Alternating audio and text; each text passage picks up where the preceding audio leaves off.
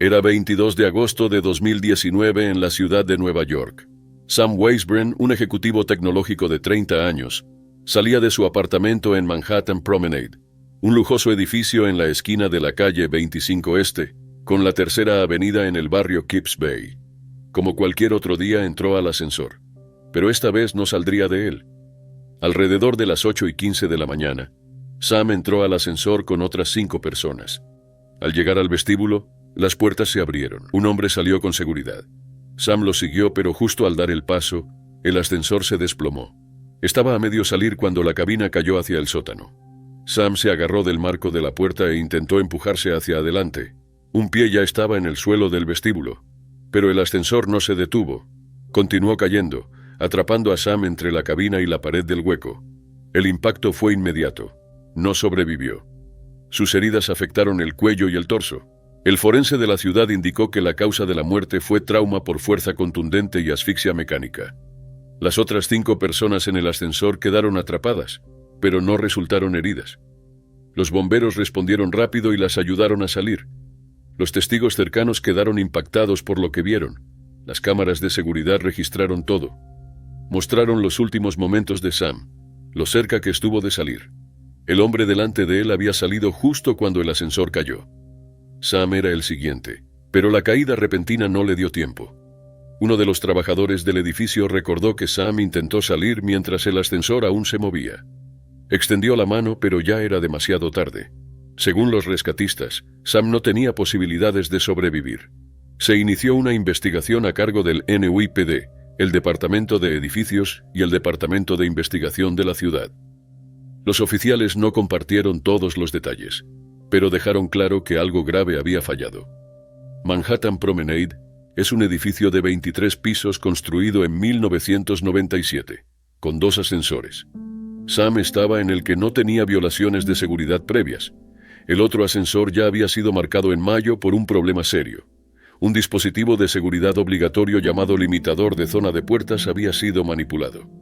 Ese dispositivo evita que las puertas se abran entre pisos. La empresa administradora del edificio ATA Enterprises fue multada. Aunque se trataba de un ascensor distinto al de Sam, la violación generó dudas. Los inquilinos dijeron que ambos ascensores tenían problemas desde hacía años. La reportera Sefan Kim de ABC 7 informó que los residentes los describían como poco confiables, comparando los viajes con una casa embrujada. Algunos decían que las cabinas se sacudían, se detenían al azar o no cerraban las puertas. Una residente llamada Sonia dijo que los ascensores habían sido problemáticos durante años. La gente se había quejado, pero nada cambiaba. Otros notaron que los residentes quedaban atrapados casi todas las semanas. Aunque se presentaron denuncias, poco se hizo para solucionar los problemas. El padre de Sam, Charles Weisbrand, contó luego que su hijo hablaba a menudo sobre los problemas del ascensor. Sam se había mudado a Nueva York desde Milwaukee 5 años antes y tenía éxito en su carrera. Weisbrand también señaló que los inquilinos pagaban miles de dólares en renta y merecían al menos estar seguros. CB Insights, la empresa de Sam, dijo que era una persona amable e inteligente que sería extrañada. Tras su muerte, los residentes se reunieron para exigir cambios. Más de 50 personas se reunieron con un abogado y recibieron consejos para formar una asociación de inquilinos y considerar retener la renta. Muchos dijeron que ATA Enterprises dio poca respuesta tras el accidente. Solo un breve correo llamándolo un incidente, seguido días después por la promesa de reemplazar piezas.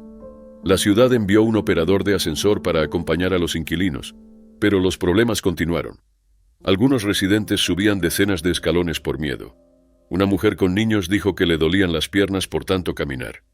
El experto en seguridad de ascensores Kevin Doherty explicó que este tipo de fallas normalmente involucra múltiples fallos del sistema o alguien que elude los protocolos de seguridad. Destacó que los ascensores están diseñados para no moverse con las puertas abiertas y que un incidente así no debería ocurrir a menos que algo grave fallara. Se creó un fondo conmemorativo en nombre de Sam. Las donaciones apoyan un programa de baloncesto juvenil en Milwaukee, donde Sam jugaba de niño. Sam Weisbrand había construido una vida en Nueva York, pero una máquina defectuosa, ignorada durante mucho tiempo, acabó con todo en un segundo. Era una tarde calurosa de 2014 en Davie, Florida. Hernán Gutiérrez, de 42 años, oriundo de Guatemala, llevaba 14 años en Estados Unidos. Había trabajado duro como jardinero y ahorraba para abrir su propio negocio de techos. Ese lunes llegó con 2 compañeros a un barrio tranquilo para limpiar arbustos. Nada parecía fuera de lo normal. Hernán era conocido por ser humilde y trabajador. Su novia Karen Gámez Pereira lo describía como alguien siempre de buen ánimo y con grandes planes. Soñaba con comprar un camión y dejar la jardinería para crear algo propio. Incluso habían hablado de casarse. Ella dijo que él era todo para ella. Ese día Hernán y los otros usaban una trituradora industrial de madera, una máquina que desintegra ramas con cuchillas giratorias. Cerca de las 4:15 de la tarde, algo salió terriblemente mal.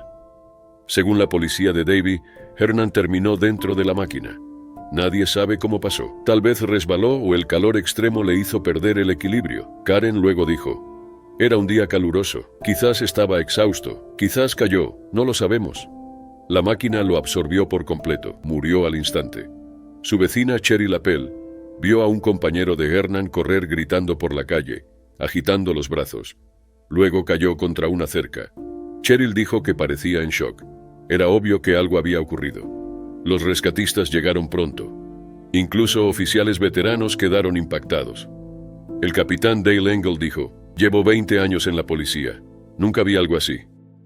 El daño fue tan severo que a las 7:30 de la tarde aún intentaban recuperar restos de Hernán del Mantillo. Se convocó a consejeros para asistir a los agentes afectados. Algunos necesitaron apoyo inmediato por la naturaleza traumática de la escena. Karen supo la noticia por un compañero de Hernán. Apenas pudo hablar. Solo le dijo: tienes que ser fuerte. Karen luego expresó: él no merecía irse así. Nadie lo merece. Hernán soñaba con llevar a Karen a Guatemala para ver a su familia, a la que no veía hacía 14 años. Ahora ella viajaría sola para su funeral. Tritex, la empresa de Rafael Toledo para la que Hernán trabajaba, ofreció condolencias pero no comentó más por la investigación. La Administración de Seguridad y Salud Ocupacional, OSHA, abrió una investigación formal. Aunque las muertes por trituradoras son raras, ya habían ocurrido. En 2016, Justus Bush, de 23 años, murió en su primer día de trabajo en Nueva York tras ser absorbido por una. También en Gympie, Australia, un hombre cayó en una máquina mientras limpiaba un camino. Sus compañeros intentaron ayudarlo, pero fue tarde. Lo que hacía distinto el caso de Hernán era quién era. No era solo un trabajador, estaba construyendo un futuro. Tenía metas, alguien a quien amaba y un sueño de emprender. Llevaba más de una década intentando una vida mejor, y en segundos todo terminó. John Sharkey, el administrador cercano, dijo: suena como algo terrible de una película. Nunca escuché algo así, y no era el único. Muchos no podían entender cómo podía pasar. La policía concluyó que fue un accidente trágico. No hubo indicios de crimen, pero para Karen y la familia de Hernán, la falta de respuestas claras hizo el dolor aún peor. La máquina fue incautada para inspección, pero no hubo resultados publicados. Según el Centro Australiano de Salud y Seguridad Agrícola, máquinas como estas causan más muertes laborales que la minería o la construcción. El caso de Hernán ahora forma parte de esa estadística. El trauma de ese día aún afecta a todos, sus seres queridos, sus compañeros y los rescatistas que estuvieron allí. La tarde del 25 de febrero de 2022, 5 hombres descendieron al mar frente a la costa sur de Trinidad para completar una tarea conocida. Eran buzos comerciales experimentados, unidos por años de trabajo y dificultades compartidas. Ese día su labor debía ser rutinaria, pero lo que ocurrió después se convirtió en una de las tragedias industriales más sobrecogedoras en la historia del Caribe. El equipo, Christopher Budram, Kasim Ali Jr., Yusuf Henry, Faisal Kurban y Rishi Nagasar, trabajaba para Land and Marine Contracting Services, LMCS, empresa contratada por Paria Fuel Trading Company para realizar mantenimiento submarino en un oleoducto que conectaba 2 plataformas, el Muelle 6 y el Muelle 5, cerca de la refinería en Pointe-à-Pierre. Cada hombre estaba entrenado, con experiencia y consciente de los peligros del buceo profundo. Esa mañana salieron en barco y posaron para una última foto antes de entrar al agua. A una profundidad de unos 18 metros, los hombres ingresaron a una cámara sellada bajo el agua, conocida como Habitat, instalada alrededor de la sección con fuga del oleoducto. Su tarea, retirar un tapón inflable colocado días antes para detener el flujo de petróleo. Sin saberlo, un peligroso desequilibrio de presión, creado semanas antes al vaciar la tubería, había convertido la línea en un vórtice oculto. En cuanto retiraron el tapón, un poderoso efecto de vacío atravesó el hábitat. En segundos, el agua de mar irrumpió en la cámara y dentro del oleoducto. Uno por uno, los hombres fueron succionados violentamente hacia la tubería de 30 pulgadas de ancho. Fueron arrastrados a lo profundo, sus cuerpos golpeados por la fuerza, sus pulmones ardiendo en el agua aceitosa. Los 5 cayeron en una bolsa de aire rodeada de líquido tóxico. Christopher, aunque herido, logró arrastrarse por la tubería durante 3 horas. Emergió en el hábitat y gritó pidiendo ayuda, atrayendo finalmente a rescatistas que lo sacaron a salvo. Su supervivencia fue milagrosa. Al ser subido a un bote, dijo a todos los presentes. Los otros seguían vivos. Todavía estaban dentro de la tubería esperando ser rescatados. Los hombres habían formado una cadena humana, usando 2 tanques de oxígeno hallados en la tubería para avanzar dentro de la bolsa de aire. Pero tenían oxígeno limitado, cuerpos quebrados y ninguna certeza sobre qué dirección los llevaría a la salida. Cuando llegaron al final de la bolsa, Christopher nadó solo hacia adelante, esperando encontrar un escape y volver con ayuda. Él sí logró salir, pero la ayuda nunca llegó para los demás. Paria Fuel Trading Company, la operadora estatal de la tubería, detuvo todos los intentos de rescate. Alegaron razones de seguridad y se negaron a permitir que buzos entrenados intentaran una misión de recuperación. Pese a advertencias urgentes de expertos externos y súplicas de las familias, nadie volvió a entrar en la tubería. Una bomba de agua destinada a colaborar falló cuando se rompió su cable de izado. Pasaron días. Luego, el 28 de febrero, se recuperaron los cuerpos de Ali, Henry y Kurban. El 3 de marzo, finalmente se halló el cuerpo de Nagasar. Una grabación de audio rescatada de una GoPro, usada por uno de los buzos, confirmó que los 5 habían sobrevivido a la succión inicial y permanecieron con vida durante horas, rezando y consolándose en la oscuridad. Uno de ellos se mantuvo con vida 39 horas antes de morir. Una investigación oficial concluyó después que Paria no tenía un plan de rescate y no consultó a expertos independientes ni calculó el aire necesario para sobrevivir. La comisión de investigación describió las acciones de la compañía como negligencia grave y por tanto criminal, y recomendó cargos por homicidio corporativo. El gerente de operaciones del terminal de Paria fue señalado por cerrarse a alternativas y no actuar con urgencia. LMCS también fue responsabilizada por los procedimientos inseguros, aunque los fiscales señalaron que fue bloqueada por Paria en sus intentos de rescate. Hasta hoy, nadie de Paria ni de LMCS ha sido plenamente responsabilizado. Las familias de los buzos siguen sin recibir compensación. Una tragedia que ocurrió en silencio bajo las olas continúa resonando en Trinidad, recordando cómo la negligencia y la indecisión pueden extinguir vidas que aún podían haberse salvado. Era 22 de septiembre de 2021 en San Antonio, Texas. David Lester Loree, de 56 años, tubero con décadas de experiencia, llegó a trabajar en la obra de la Universidad Texas A&M San Antonio. Tenía esposa, 2 hijos adultos y gran ética laboral. David no estaba capacitado para operar grúas ni manipular cargas, pero ese día, por falta de personal, le pidieron hacer un trabajo para el que no era apto. A las 2:47 de la tarde, David ya no estaba. David ayudaba a mover grandes unidades de aire hacia un cuarto mecánico en el 3er piso del edificio de negocios y biblioteca. Estas unidades de varias toneladas eran clave para el aire central. La maniobra fue gestionada por TNT Crane and Rigging, con Byron Construction Services como contratista principal y Way Mechanical, empleador de David, como subcontratista. La primera unidad fue izada sin problemas, pero la segunda sería mortal. Los registros judiciales mostraron luego que el gruista no estaba calificado. Hubo que traer a otro superintendente solo para vigilarlo, pero ya era tarde. El operador ignoró el plan de izado oficial e inventó el suyo, que nunca compartió. Además, los cálculos del plan aprobado eran erróneos, pero nadie los revisó. David y sus compañeros eran tuberos, no aparejadores ni expertos en grúas. Aún así, los usaron como riggers y vigías. Ninguno tenía formación formal. La cuadrilla de TNT estaba corta de personal y necesitaba ayuda, así que ordenaron a los empleados de Way Mechanical intervenir. Ese día, el clima sumó peligro.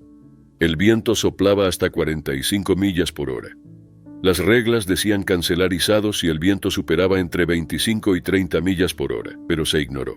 Peor aún, el anemómetro de la grúa estaba roto y TNT nunca avisó. Nadie en tierra sabía la velocidad real. Aún así siguieron. Testigos dijeron que el viento sacudía la pesada unidad. Los obreros alertaron que no era seguro. Nadie detuvo la operación. La segunda unidad fue levantada, pero el amarre, hecho por inexpertos, era inestable. Usaron 4 eslingas para sostener la carga. 2 se soltaron. La unidad quedó colgando de solo 2. A la 1:59 de la tarde, una fuerte ráfaga golpeó la carga. La unidad se inclinó y cayó 10 pies. David Loree estaba debajo. El equipo pesado lo aplastó. Su brazo y pierna quedaron muy dañados y atrapados. Según la demanda de su familia, estaba consciente y con dolor. Murió camino al hospital. Otro trabajador, Francisco Montelongo, también resultó herido. Sobrevivió, pero sufrió graves traumas en cabeza y cuerpo. OSHA investigó y confirmó que la caída fue por amarre desbalanceado y fuertes vientos, pero no emitió sanciones ni halló violaciones de seguridad. La familia de David, su esposa Milena, sus hijos Cody y Zachary, y su madre Mary, demandó a TNT Crane, Byrne Construction, Way Mechanical y otra firma. Alegaron negligencia grave y malas prácticas de seguridad. El juicio de 3 semanas en Houston reveló que el gruista ignoró el plan y que la obra desatendió riesgos claros. David, sin formación en grúas, fue puesto en un rol que nunca debió tener. El viento era demasiado fuerte. Los sistemas de seguridad no funcionaban y nadie lo detuvo. El lunes el jurado otorgó $160 millones en daños compensatorios a la familia Loree. El martes, añadieron 480 millones en daños punitivos, sumando un total de 640 millones. TNT Crane fue considerada mayor responsable, 68%. Way Mechanical recibió 27% y el resto se repartió entre las otras compañías. La familia de David recibirá partes iguales del acuerdo.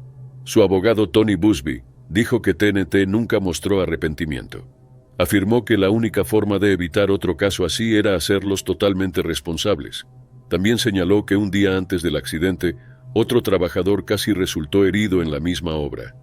David Loree era un hombre trabajador. Amaba la música, la cocina, los motores y sobre todo a su familia. Fue enterrado el 7 de octubre de 2021 en Katy, Texas. Debería seguir aquí, pero por errores evitables no lo está. Y ahora su familia ha recibido uno de los mayores veredictos por lesiones personales en la historia de Texas. En 1981, David Alan Kirwan era un joven de 24 años de la Cañada Flintridge, California, que amaba viajar. Estudiante del Pasadena City College, equilibraba sus estudios con trabajos de construcción y administración de apartamentos. En su tiempo libre viajaba y exploraba la naturaleza.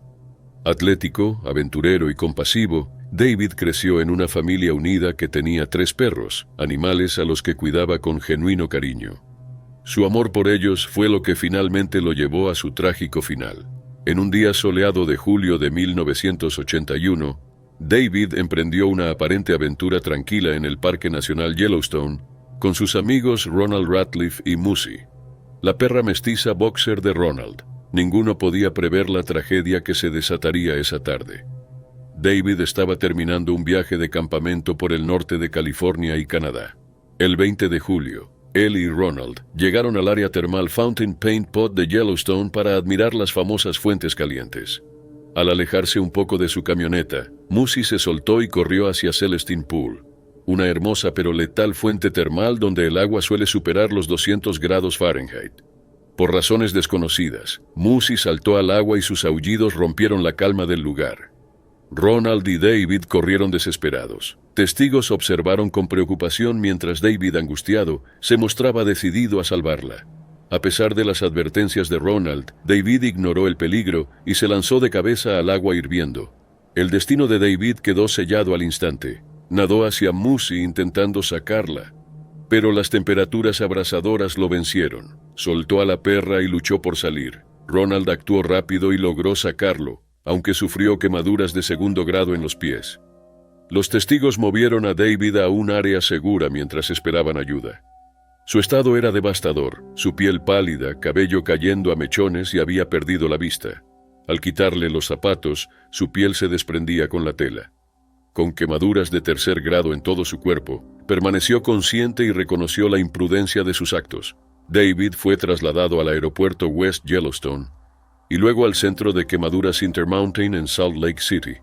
A pesar de los esfuerzos médicos, murió a la mañana siguiente tras horas de dolor indescriptible. Musi tampoco sobrevivió, falleciendo casi al instante, sin que su cuerpo fuera recuperado. Celestine Pool, como muchas fuentes del parque, es peligrosamente hermosa. Las autoridades advierten a los visitantes sobre los riesgos extremos que representan estos manantiales. James Kirwan, el padre de David, recordó su amor por la vida y los animales. Aunque su decisión fue imprudente, David siempre demostró una profunda compasión por los perros y disfrutaba cada oportunidad para viajar y explorar. Era el 13 de noviembre de 1985. En la pequeña ciudad colombiana de Armero ocurrió una tragedia inimaginable. Ese día el volcán nevado del Ruiz entró en erupción, desatando un lahar, una corriente destructiva de ceniza, hielo y escombros.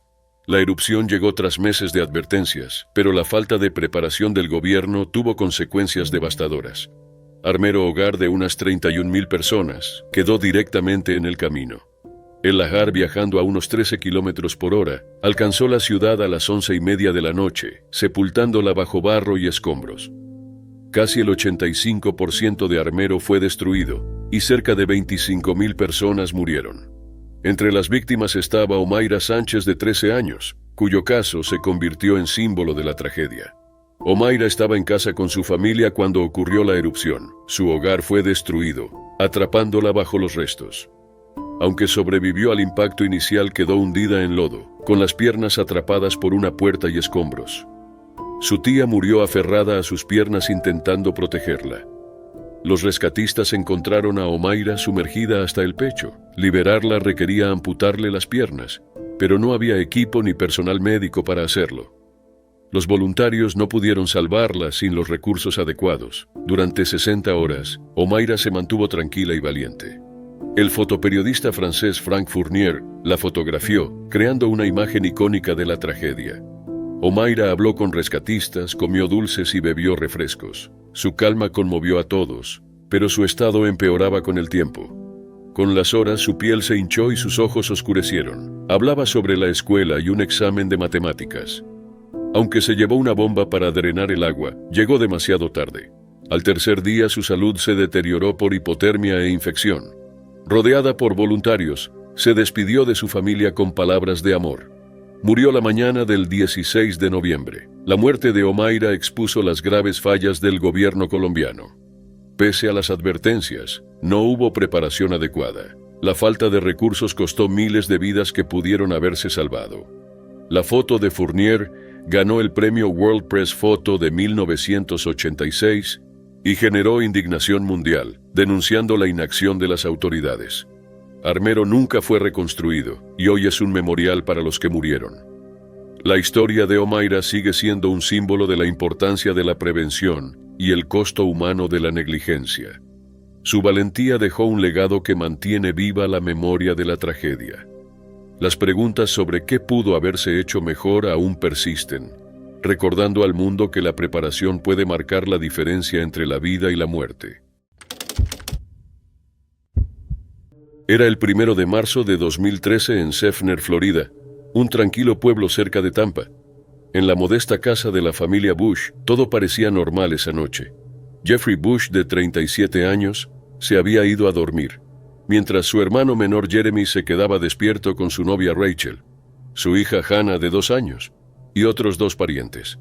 Jeffrey trabajaba en jardinería para el departamento de transporte.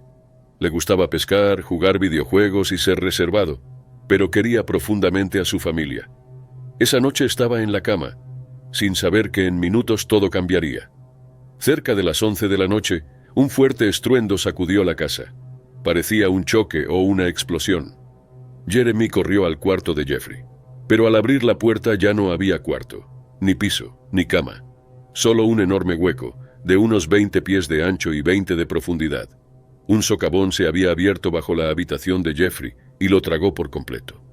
Jeremy podía oír la voz de su hermano llamando desde lo profundo. No dudó. Saltó dentro, cavando con las manos para alcanzarlo, pero el suelo seguía cediendo. Quedó enterrado hasta el pecho en tierra blanda. Un sheriff llegó y lo sacó justo a tiempo. Los equipos de rescate acudieron rápido. Florida es conocida por los socavones debido a la roca caliza bajo el suelo. Cuando el agua erosiona la piedra, la tierra puede colapsar sin aviso. Pero este caso era distinto. Había una persona desaparecida. Usaron cámaras y micrófonos para revisar el hueco. La cámara mostró paredes empinadas e inestables. Era demasiado peligroso entrar. No se registró sonido, ni movimiento, ninguna señal de Jeffrey. Al día siguiente el terreno volvió a ceder. Los equipos cayeron al socavón. Ingenieros confirmaron que era demasiado riesgoso seguir. La operación fue cancelada. Jeffrey se había ido. Esa noche, la familia y los vecinos cercanos fueron evacuados. Las autoridades declararon la propiedad insegura. La casa fue demolida. El hueco se rellenó con grava. 4 camiones enteros. Pero el cuerpo de Jeffrey nunca apareció. No hubo funeral. Solo un terreno vacío, cercado y con letreros de advertencia. Jeremy sufrió con las secuelas. Su hija pequeña solía preguntar por su tío, y Rachel le decía con ternura que estaba en el cielo y que la amaba. La pérdida pesaba en Jeremy. El sonido de la voz de Jeffrey y la impotencia de no haber podido salvarlo lo perseguían. En 2015, el socavón volvió a abrirse pese a haber sido llenado. Pusieron una cerca. Luego, en 2023, 10 años después, se abrió otra vez. Para entonces el terreno ya estaba vacío y nadie salió herido. Pero para Jeremy, la imagen trajo de vuelta todo el dolor. No pasaba un día sin que pensara en su hermano. El socavón, decía, era el único lugar donde aún podía sentirlo cerca. Expertos señalaron que no era extraño. Florida tiene un suelo inestable por su base de caliza. Lluvia, bombeo de agua o incluso tierra pesada pueden causar un colapso. El condado planeó rellenarlo con mezcla de agua y grava. Pero nada cambiaba lo ocurrido. Jeffrey fue arrancado de su cama sin aviso y nunca se lo volvió a ver. Desde su desaparición, Florida ha reportado decenas de miles de socavones. Solo en 2022 hubo 27,000 casos. La mayoría son pequeños, dañan calles o estacionamientos, pero algunos como el de Seffner son mortales. Otro en 1981, cerca de Orlando, tenía 400 pies de ancho y se tragó autos, negocios, una casa e incluso parte de una piscina. El socavón de Seffner, aunque menor, tuvo un final desgarrador. Se llevó una vida. En enero de 2016, Xi'an, una ciudad china famosa por los antiguos guerreros de terracota, fue sacudida por un macabro hallazgo que proyectó una sombra escalofriante sobre sus modernos edificios. Lo que sucedió no solo reveló negligencia, sino también el alto costo humano de la desidia y la soledad. Wu, de entre 30 y tantos o 40 años, era una vecina tranquila que vivía sola en el piso 15. Llevaba una vida discreta y luchaba contra problemas mentales. Su aislamiento pasó desapercibido. Esta combinación fatal de abandono y soledad culminó en una tragedia que conmocionó al país. Todo comenzó el 30 de enero de 2016, cuando el ascensor del edificio se averió entre los pisos 10 y 11. Los técnicos fueron llamados, pero su respuesta fue insuficiente. En lugar de revisar la cabina, solo golpearon las puertas y gritaron para ver si alguien estaba dentro. Al no recibir respuesta, asumieron que estaba vacío, cortaron la electricidad y se fueron por las festividades del Año Nuevo Lunar. Wu, atrapada dentro, quedó abandonada. Durante más de 30 días, permaneció prisionera en el pequeño espacio oscuro. Los investigadores informaron que sus manos estaban destrozadas y las paredes marcadas por arañazos, prueba desgarradora de sus intentos por escapar. Sin comida ni agua, murió de deshidratación y hambre en una agonía lenta. No fue hasta el 1 de marzo, cuando los trabajadores regresaron, que hallaron su cuerpo descompuesto dentro de la cabina. La escena estremeció a los vecinos y al público. La policía, al descartar homicidio, clasificó la muerte como negligencia grave. Los 2 técnicos responsables fueron arrestados y acusados de homicidio involuntario. Los residentes protestaron contra la administración del edificio. Muchos denunciaron que el mantenimiento era deficiente, con ascensores averiados y reclamos ignorados. Un vecino de apellido Ding confesó que el hecho dejó una sombra en su corazón, llenándolo de miedo. Surgieron preguntas sobre cómo alguien pudo estar desaparecido tanto tiempo sin que familiares o vecinos lo notaran.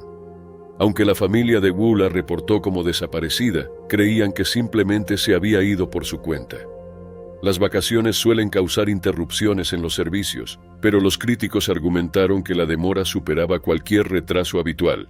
Los medios y la ciudadanía condenaron la falta de diligencia, señalando una cultura que prioriza la comodidad sobre la seguridad. La muerte de Wu se convirtió en un crudo recordatorio de las consecuencias de la negligencia y lo frágil que es la vida cuando los sistemas fallan. El 29 de julio de 2024 en Southport, Inglaterra, una soleada mañana en el centro comunitario The Heart Space, niños entre 6 y 11 años se reunían para una clase de baile inspirada en Taylor Swift. La sala vibraba con risas, mientras los niños hacían pulseras y cantaban. Entre ellos estaban 3 niñas, Bebe King de 6 años, Elsie Dot Stancomb de 7 y Alice da Silva Aguiar de 9. Ninguna imaginaba cómo ese día cambiaría trágicamente. Alrededor de las 11:45, Axel Rudakubana de 17 años entró con un cuchillo grande. El caos estalló mientras los niños huían. Conocido por las autoridades por su comportamiento preocupante, tenía un historial de actos alarmantes, como llevar armas a la escuela y mostrar fascinación por la violencia. Aunque fue remitido varias veces al programa Prevent del Reino Unido para prevenir la radicalización, nunca se tomaron medidas para detener su conducta. Desató su violencia contra los niños. Las 3 niñas no lograron escapar. Alice sufrió múltiples heridas al intentar huir. Elsie fue atacada mientras ayudaba a otra menor. Bebe intentó proteger a una amiga, perdiendo la vida en el acto. El ataque duró solo minutos, pero la devastación fue inimaginable. Los padres llegaron para recoger a sus hijos y se encontraron con una escena de dolor.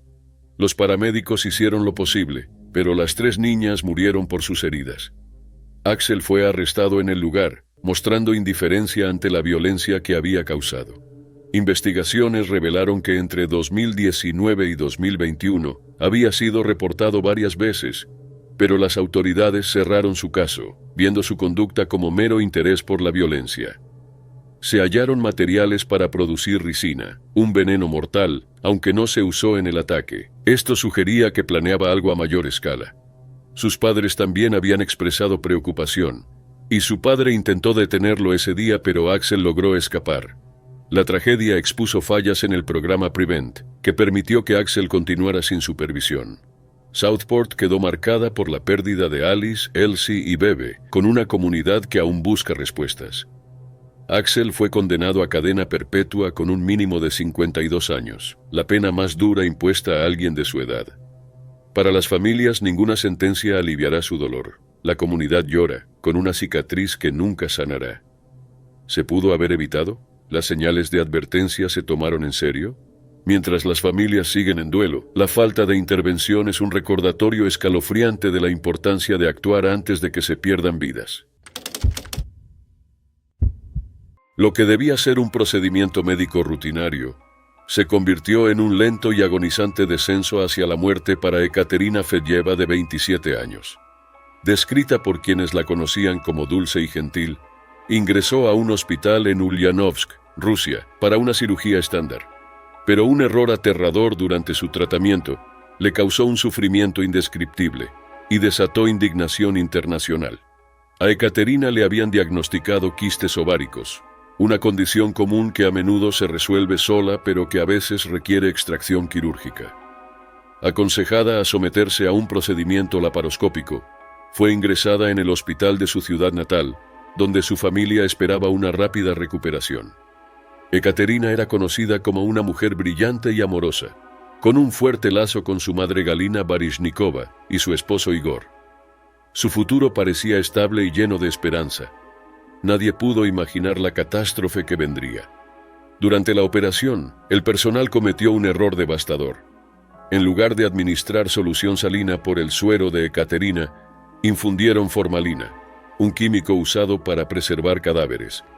Compuesta de cerca de un 37% de formaldehído, la formalina es una sustancia tóxica que destruye agresivamente el tejido vivo. Pensada para uso mortuorio, jamás debe ingresar al cuerpo humano. Casi de inmediato tras la cirugía, Ekaterina mostró signos de grave sufrimiento. Sus extremidades convulsionaban sin control. Su cuerpo temblaba violentamente pese a estar cubierta con ropa abrigada y mantas. Vomitaba repetidas veces, doblada de dolor, su estómago retorcido por los efectos corrosivos del fluido que recorría sus venas. A pesar del empeoramiento rápido, ningún médico la revisó. Galina suplicó atención médica. En cambio fue ignorada y le aconsejaron ir a casa a cocinar sopa. Según informes, el personal ya sabía la magnitud del error, pero no lo reveló a la familia. Durante 14 horas, la formalina devastó los órganos internos de Ekaterina mientras yacía en agonía, sin intervención alguna que detuviera el daño irreversible. Finalmente, al agravarse su estado, fue llevada a terapia intensiva. Para entonces ya sufría fallos multiorgánicos. Galina vio a los doctores reunidos, susurrando sobre cómo contar la verdad. El médico jefe admitió al fin que había ocurrido un error médico, pero para entonces Ekaterina había caído en coma. Su corazón, pulmones e hígado habían dejado de funcionar y fue conectada a un respirador artificial. Fue trasladada a una clínica regional, donde un médico confirmó a Galina e Igor lo que realmente había pasado. Se le administró formalina en lugar de solución salina. En un intento desesperado por salvarla, los doctores le administraron 52 medicamentos distintos. Luego Ekaterina fue trasladada en avión a un hospital de Moscú, donde especialistas intentaron revertir el envenenamiento. Por un instante, pareció haber esperanza. Ekaterina abrió los ojos y susurró, recuperando brevemente la conciencia. Pero el daño era demasiado extenso. Su cuerpo ya no podía eliminar el veneno y sucumbió a un fallo multiorgánico. Fue declarada muerta a inicios de abril de 2018. Su funeral se realizó el 7 de abril. Galina luego contó que habló con un investigador penal que calificó el hecho como negligencia, pero para ella no fue menos que asesinato. Autoridades locales y federales abrieron una investigación criminal. El médico jefe y otros miembros del personal fueron despedidos. El Ministerio de Salud de Rusia llamó al caso una terrible tragedia y prometió apoyo a la familia y sanciones para los responsables. La muerte de Ekaterina conmocionó no solo a Rusia, sino también a la comunidad internacional. Expertos en toxicología y anatomía expresaron incredulidad de que pudiera ocurrir un error tan fatal. Los efectos de la formalina en el cuerpo son rápidos y devastadores. Rompen los glóbulos rojos, impiden el transporte de oxígeno, corroen los órganos y conducen inevitablemente a la muerte. Ekaterina soportó todo eso consciente gran parte del proceso. Era 25 de junio de 2015 en Dacula, Georgia. Mansur Blount, un técnico de 37 años, llegó a un supermercado Publix para un trabajo que había hecho muchas veces antes. No era empleado de la tienda. Estaba allí para limpiar la campana de ventilación sobre la freidora, tarea que realizaba regularmente como profesional en limpieza de campanas. Para hacer el trabajo, Mansur tuvo que subirse a una delgada cubierta de metal colocada sobre la freidora. Desde afuera parecía lo suficientemente fuerte para soportar el peso de una persona, pero no lo era, y nadie le dijo lo contrario. En ese momento la freidora debajo de la cubierta estaba llena de aceite caliente. Cuando Mansur pisó la cubierta y comenzó su trabajo, ésta cedió de repente. Su pierna izquierda cayó directamente en el aceite hirviendo. Las quemaduras que sufrió fueron extremadamente graves, lo suficientemente profundas para dañar músculos y tejidos. Fue llevado de urgencia al Hospital Grady Memorial, uno de los mayores centros de trauma en Georgia, donde los médicos hicieron todo lo posible por salvarlo. Durante 9 días, Mansur permaneció en el hospital recibiendo tratamiento intenso por sus lesiones, pero a pesar de todos los esfuerzos, su estado empeoró. El 4 de julio de 2015, Mansur falleció a causa de las heridas de esa caída. Simplemente estaba haciendo su trabajo. Tras su muerte surgieron serias preguntas. Su esposa Chrissy McGee Blount presentó una demanda por muerte injusta contra Publix. Afirmó que a su esposo nunca se le advirtió que la cubierta de metal no era segura para pisar. Según la demanda, no había señales, barreras ni nada que alertara del peligro. La lámina de metal parecía una plataforma, pero no estaba construida para soportar el peso de un adulto. Si Mansur lo hubiera sabido, nunca habría pisado sobre ella. La demanda de Chrissy no buscaba solo compensación. Quería que la tienda asumiera responsabilidad. Solicitó el valor total de la vida de Mansur Blount, junto con los costos legales. Su argumento era claro. Mansur no murió por sus propias acciones. Murió porque nadie se tomó el tiempo de colocar advertencias de seguridad adecuadas. Publix se negó a comentar públicamente sobre el caso. No explicaron lo sucedido ni compartieron detalles sobre sus protocolos de seguridad. La demanda sigue siendo una de las pocas fuentes de información sobre el incidente. Lo que hace este caso aún más preocupante es que Mansur era experimentado. Probablemente había trabajado en cientos de cocinas comerciales. La limpieza de campanas es un trabajo rutinario pero peligroso. A menudo implica trabajar cerca de equipos calientes como hornos y freidoras. Por eso la seguridad es tan importante. La historia de Mansur se difundió en Georgia, apareciendo en medios importantes como el Atlanta Journal-Constitution. Reportaron los detalles claramente. Cómo su pierna cayó a través de una delgada lámina de metal en aceite hirviendo y cómo esa lesión finalmente le quitó la vida. Otro reporte describió las quemaduras con lenguaje fuerte para mostrar la gravedad del daño. El caso generó un debate más amplio. Cuando trabajadores externos ingresan a espacios comerciales, ¿se les advierte correctamente sobre los riesgos? ¿Reciben suficiente información para mantenerse seguros? Según la familia de Mansur, la respuesta en este caso fue no. Mansur asumió que el espacio era seguro. Esa suposición errónea, causada por la falta de advertencia, le costó la vida. Tenía 37 años. Estaba realizando un trabajo rutinario y nadie le dijo que la cubierta de metal no soportaba su peso. Eso fue todo, un pequeño detalle que nadie señaló, y ahora un hombre se ha ido. Era el 12 de julio de 1834, cuando el botánico escocés David Douglas perdió trágicamente la vida en las laderas de Mauna Kea en Hawái. Conocido por sus innovadores descubrimientos botánicos, especialmente por la introducción del abeto de Douglas en Europa. Su muerte sigue rodeada de preguntas sin respuesta. David Douglas nació en 1790 en Scone, Escocia. Desde joven prefería explorar la naturaleza antes que los estudios académicos. Su pasión por las plantas lo llevó a realizar un aprendizaje en jardinería en el Palacio de Scone y luego a la Universidad de Glasgow, donde asistió a clases de botánica. Su talento llamó la atención del renombrado botánico William Jackson Hooker. Guiado por su pasión, Douglas finalmente viajó a Norteamérica, donde pasó gran parte de su vida documentando y recolectando especies vegetales.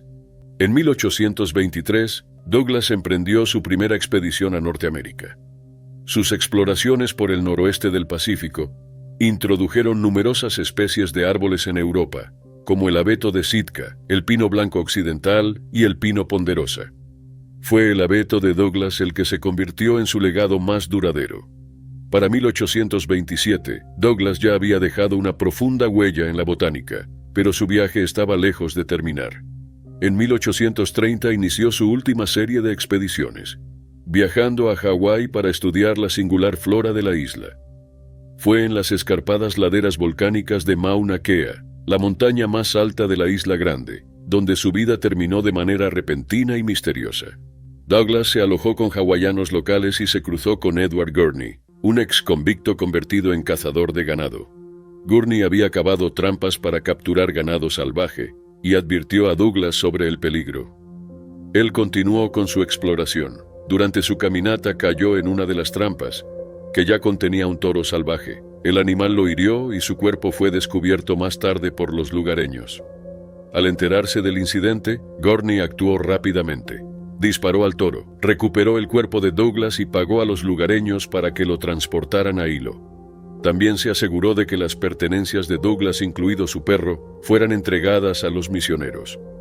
Comenzaron a circular rumores. El pasado criminal de Gurney llevó a algunos a sospechar que hubo juego sucio. Algunos afirmaban que Douglas llevaba consigo una suma considerable de dinero, lo que despertaba sospechas de robo. Las investigaciones de la época concluyeron que sus heridas coincidían con las provocadas por un toro. Aún así, las dudas sobre las circunstancias de su muerte persistieron. Algunos teorizaron que al estar ciego de un ojo, pudo haber contribuido a la caída. Otros especulaban que una disputa con Gurney podría haber escalado, posiblemente llevando a un acto deliberado. Los verdaderos eventos que rodearon su muerte siguen siendo inciertos. Con solo 35 años, David Douglas dejó un legado extraordinario.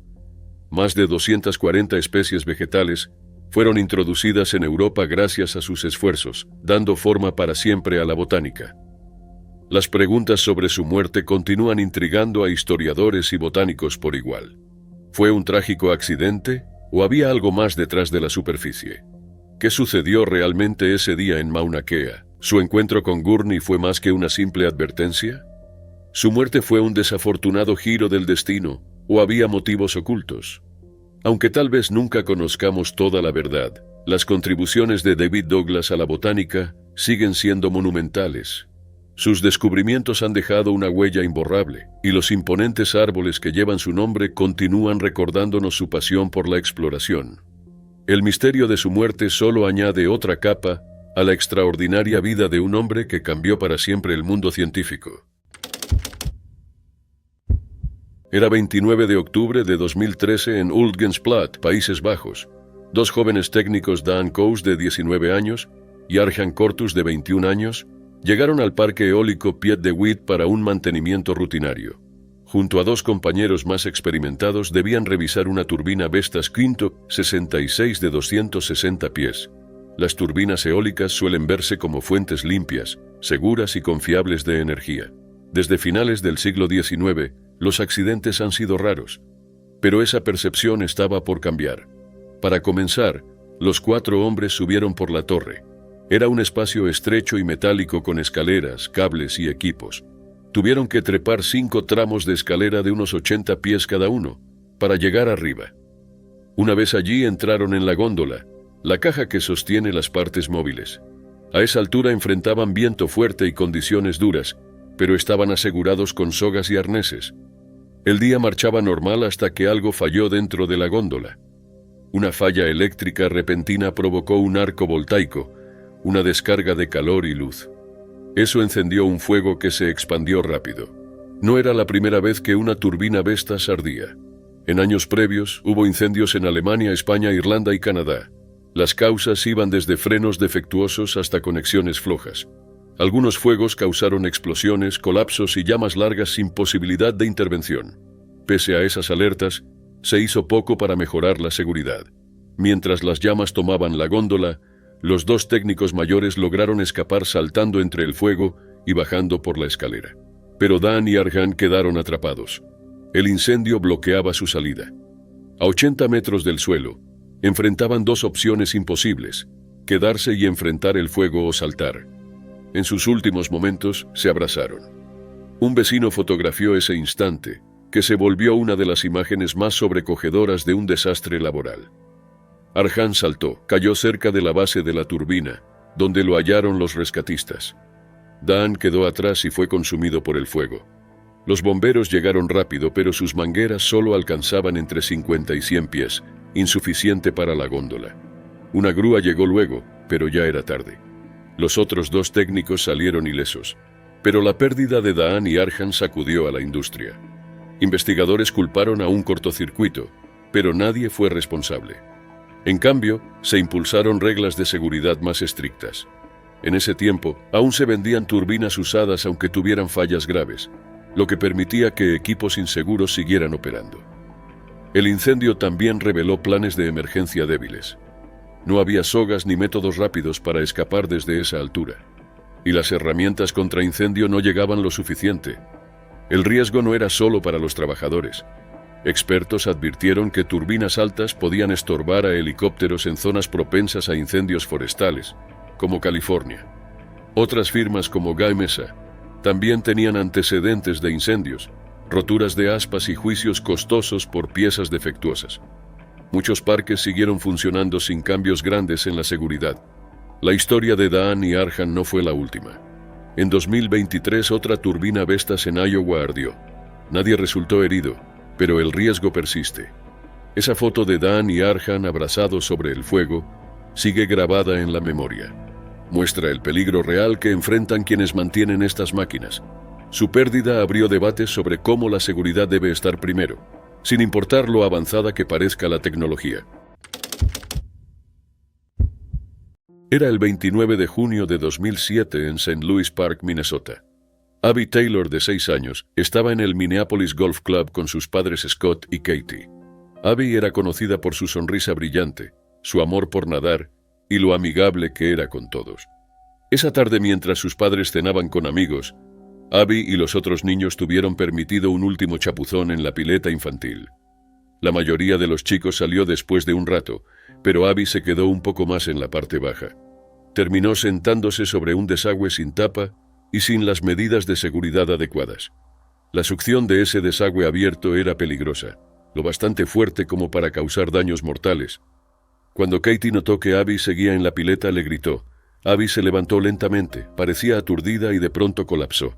Golpeó su cabeza contra el borde, perdió un diente y rodó hacia la pileta profunda.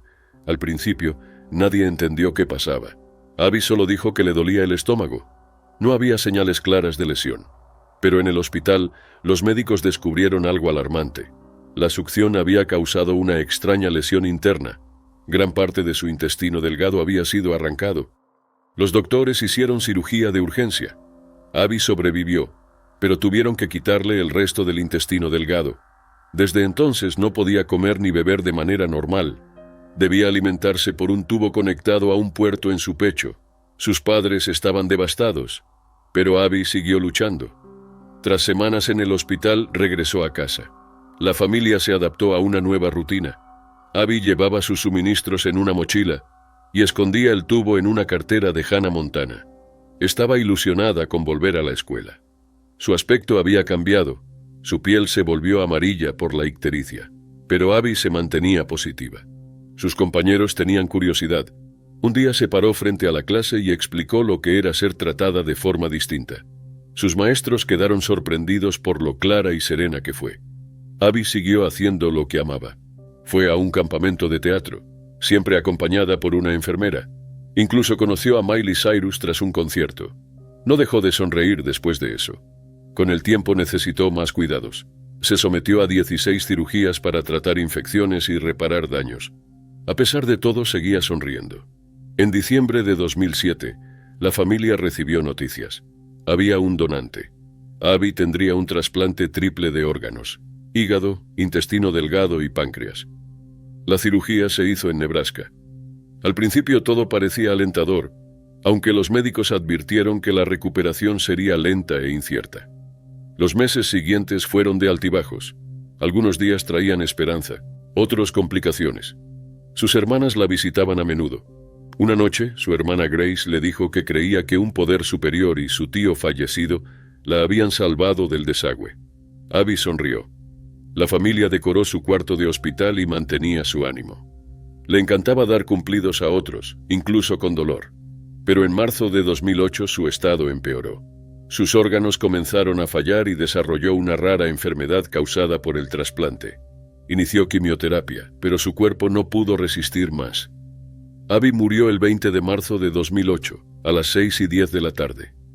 Tenía solo 6 años. Antes de partir, sus padres le prometieron que ningún otro niño pasaría por lo mismo. Esa promesa se convirtió en Abby's Hope, una fundación dedicada a hacer las piletas más seguras. Los Taylor trabajaron con legisladores para mejorar las normas. Ese mismo año, el Congreso aprobó la Virginia Grain Baker Pool and Spa Safety Act. Prohibía los desagües inseguros y exigía estándares más estrictos. La familia también presentó una demanda contra el club y el fabricante del desagüe, alegando que el equipo y el sistema de seguridad habían fallado. Cada año en el cumpleaños de Abby, su familia recuerda su fortaleza. A través de Abby's Hope, su historia sigue viva, no solo como recuerdo, sino como fuerza que ayuda a proteger a otros niños. Era 12 de agosto de 2000 en las frías aguas del mar de Barents. Un enorme submarino nuclear ruso llamado Kursk, de más de 500 pies de largo y casi 19.400 toneladas, participaba en un ejercicio militar rutinario. Era uno de los submarinos más grandes del mundo y orgullo de la Marina rusa. Pero al final de ese día, descansaba en el fondo del mar y sus 118 tripulantes habían desaparecido. El Kursk se había construido durante la Guerra Fría. Estaba diseñado para destruir grandes barcos enemigos y llevaba potentes misiles P-700 Granite. También tenía 2 reactores nucleares y podía navegar bajo el agua largos periodos sin ser detectado. Para muchos, parecía imposible de destruir. Pero justo antes del mediodía de ese día, algo salió terriblemente mal. A las 11:20 de la mañana, una explosión repentina sacudió la zona. Poco más de 2 minutos después, se registró una segunda explosión, mucho mayor, tan potente que los sismógrafos la detectaron hasta Alaska. Poco después, las autoridades rusas confirmaron que el Kursk había dejado de responder. Se había hundido hasta el fondo del mar, a unos 354 pies de profundidad. Al principio hubo confusión. Algunos oficiales dijeron que podría haber golpeado una mina antigua de la Segunda Guerra Mundial. Otros creyeron que pudo chocar con otro submarino. Algunos incluso sugirieron que podía ser un experimento secreto. Pero ninguna de esas explicaciones se sostuvo. Investigaciones posteriores mostraron que uno de los torpedos del Kursk había filtrado peróxido de hidrógeno, un químico usado como combustible. Cuando este químico entra en contacto con ciertos metales, como la plata, causa una reacción rápida y violenta. Esa reacción química probablemente provocó la primera explosión, que desencadenó una reacción en cadena con los demás torpedos. 2 minutos después, una segunda explosión, mucho mayor, destrozó el submarino. El gobierno ruso rechazó ayuda de otros países. El presidente de entonces, Vladimir Putin, permaneció de vacaciones. Durante 5 días, los oficiales rusos dijeron que tenían todo bajo control e incluso afirmaron haber contactado con sobrevivientes. Nada de eso era cierto. Los equipos de rescate no pudieron entrar hasta que fue demasiado tarde. No todos los marineros murieron de inmediato. En la parte trasera del submarino, 23 tripulantes sobrevivieron a las explosiones. Uno de ellos, el teniente capitán Dmitry Koselnikov, escribió una nota a oscuras confirmando que seguían con vida. Pero las condiciones eran imposibles. Las luces estaban apagadas, la temperatura bajaba, el oxígeno se agotaba, el aire se llenaba de gas tóxico, el agua comenzó a filtrarse lentamente en el compartimento. Estos hombres, profesionales entrenados, estaban atrapados sin salida. Cuando los buzos finalmente llegaron al naufragio, todos habían fallecido. Tras el accidente, se comparó con un caso similar en 1955 en Gran Bretaña, donde una fuga de peróxido de hidrógeno provocó una explosión mortal en el submarino Sidon. Ambos casos involucraban el mismo tipo de torpedo y reacción química. Aún así, los oficiales rusos negaron que un mal funcionamiento del torpedo fuera la causa. Afirmaron que el Kursk había chocado con un submarino de la OTAN y presentaron imágenes satelitales como prueba. Pero los expertos no estuvieron de acuerdo. La sincronización y potencia de las explosiones señalaban claramente a los torpedos como responsables.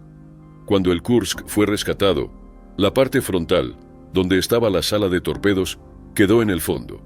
Los oficiales dijeron que era demasiado riesgoso recuperarla por posibles explosivos, pero críticos creen que se dejó para evitar más investigaciones. Las familias esperaron días sin respuestas claras. Cuando Putin finalmente se reunió con ellas, muchos estaban enojados y desconsolados. El abogado Boris Kuznetsov, que representaba a las familias, afirmó que Putin hizo comentarios inapropiados en privado. Kuznetsov luego abandonó Rusia tras escribir un libro sobre el caso. Nunca se responsabilizó a nadie. La explicación oficial permaneció vaga. Pero los hechos eran claros. 118 marineros murieron, algunos de inmediato. Otros pasaron sus últimas horas atrapados, con frío y en la oscuridad, esperando un rescate que nunca llegó. Era la mañana del 28 de febrero de 2015 en Ilkeston, Derbyshire.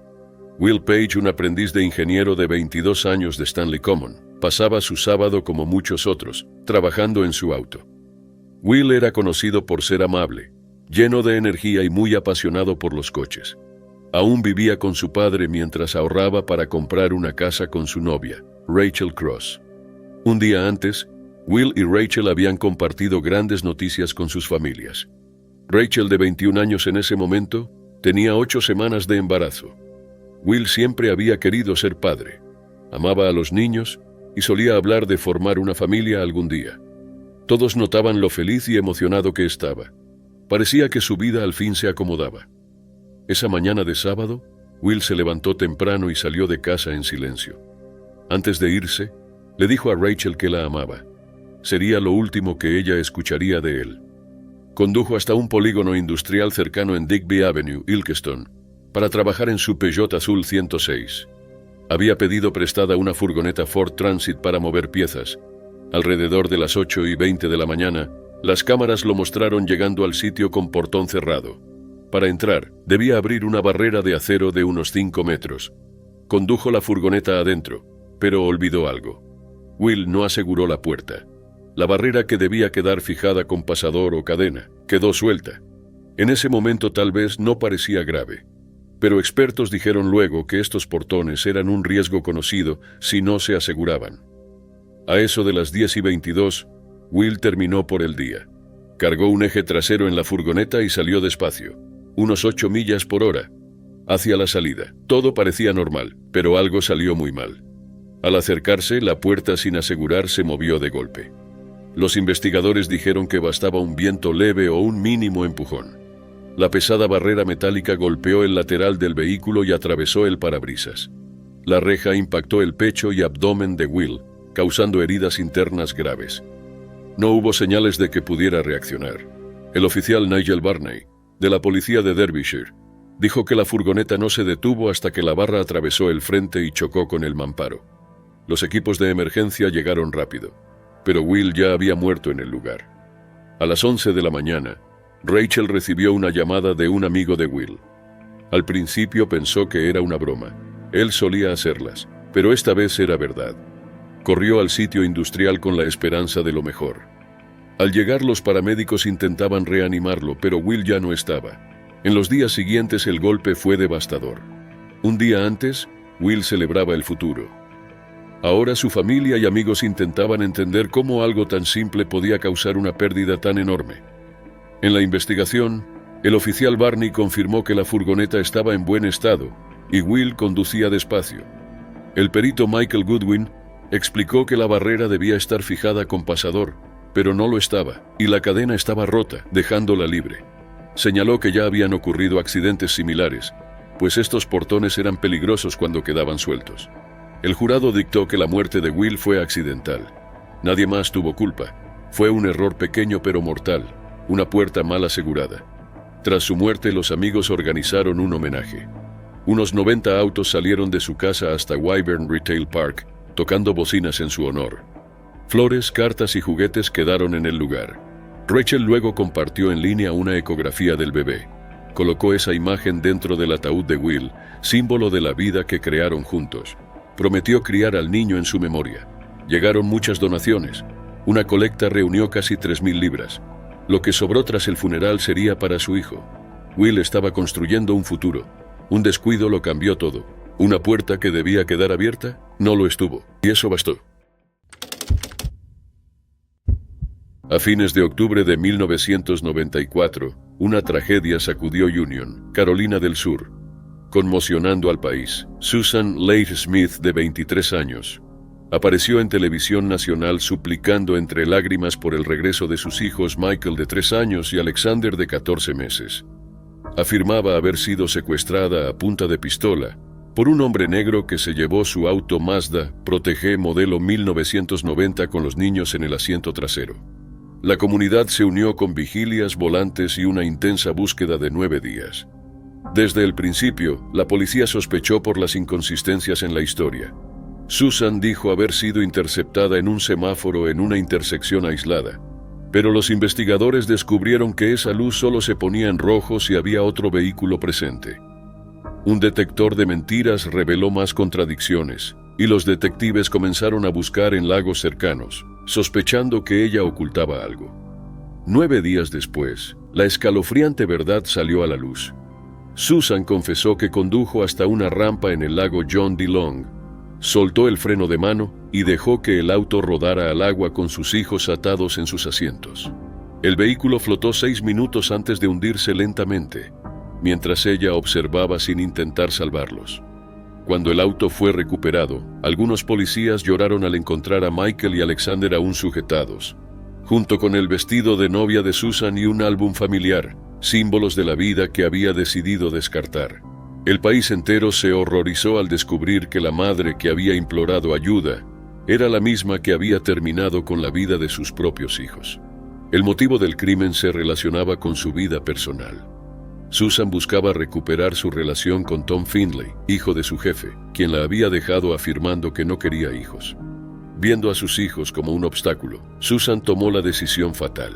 Durante el juicio en 1995, la defensa alegó que Susan sufría una depresión severa y planeaba suicidarse con sus hijos, pero no pudo hacerlo.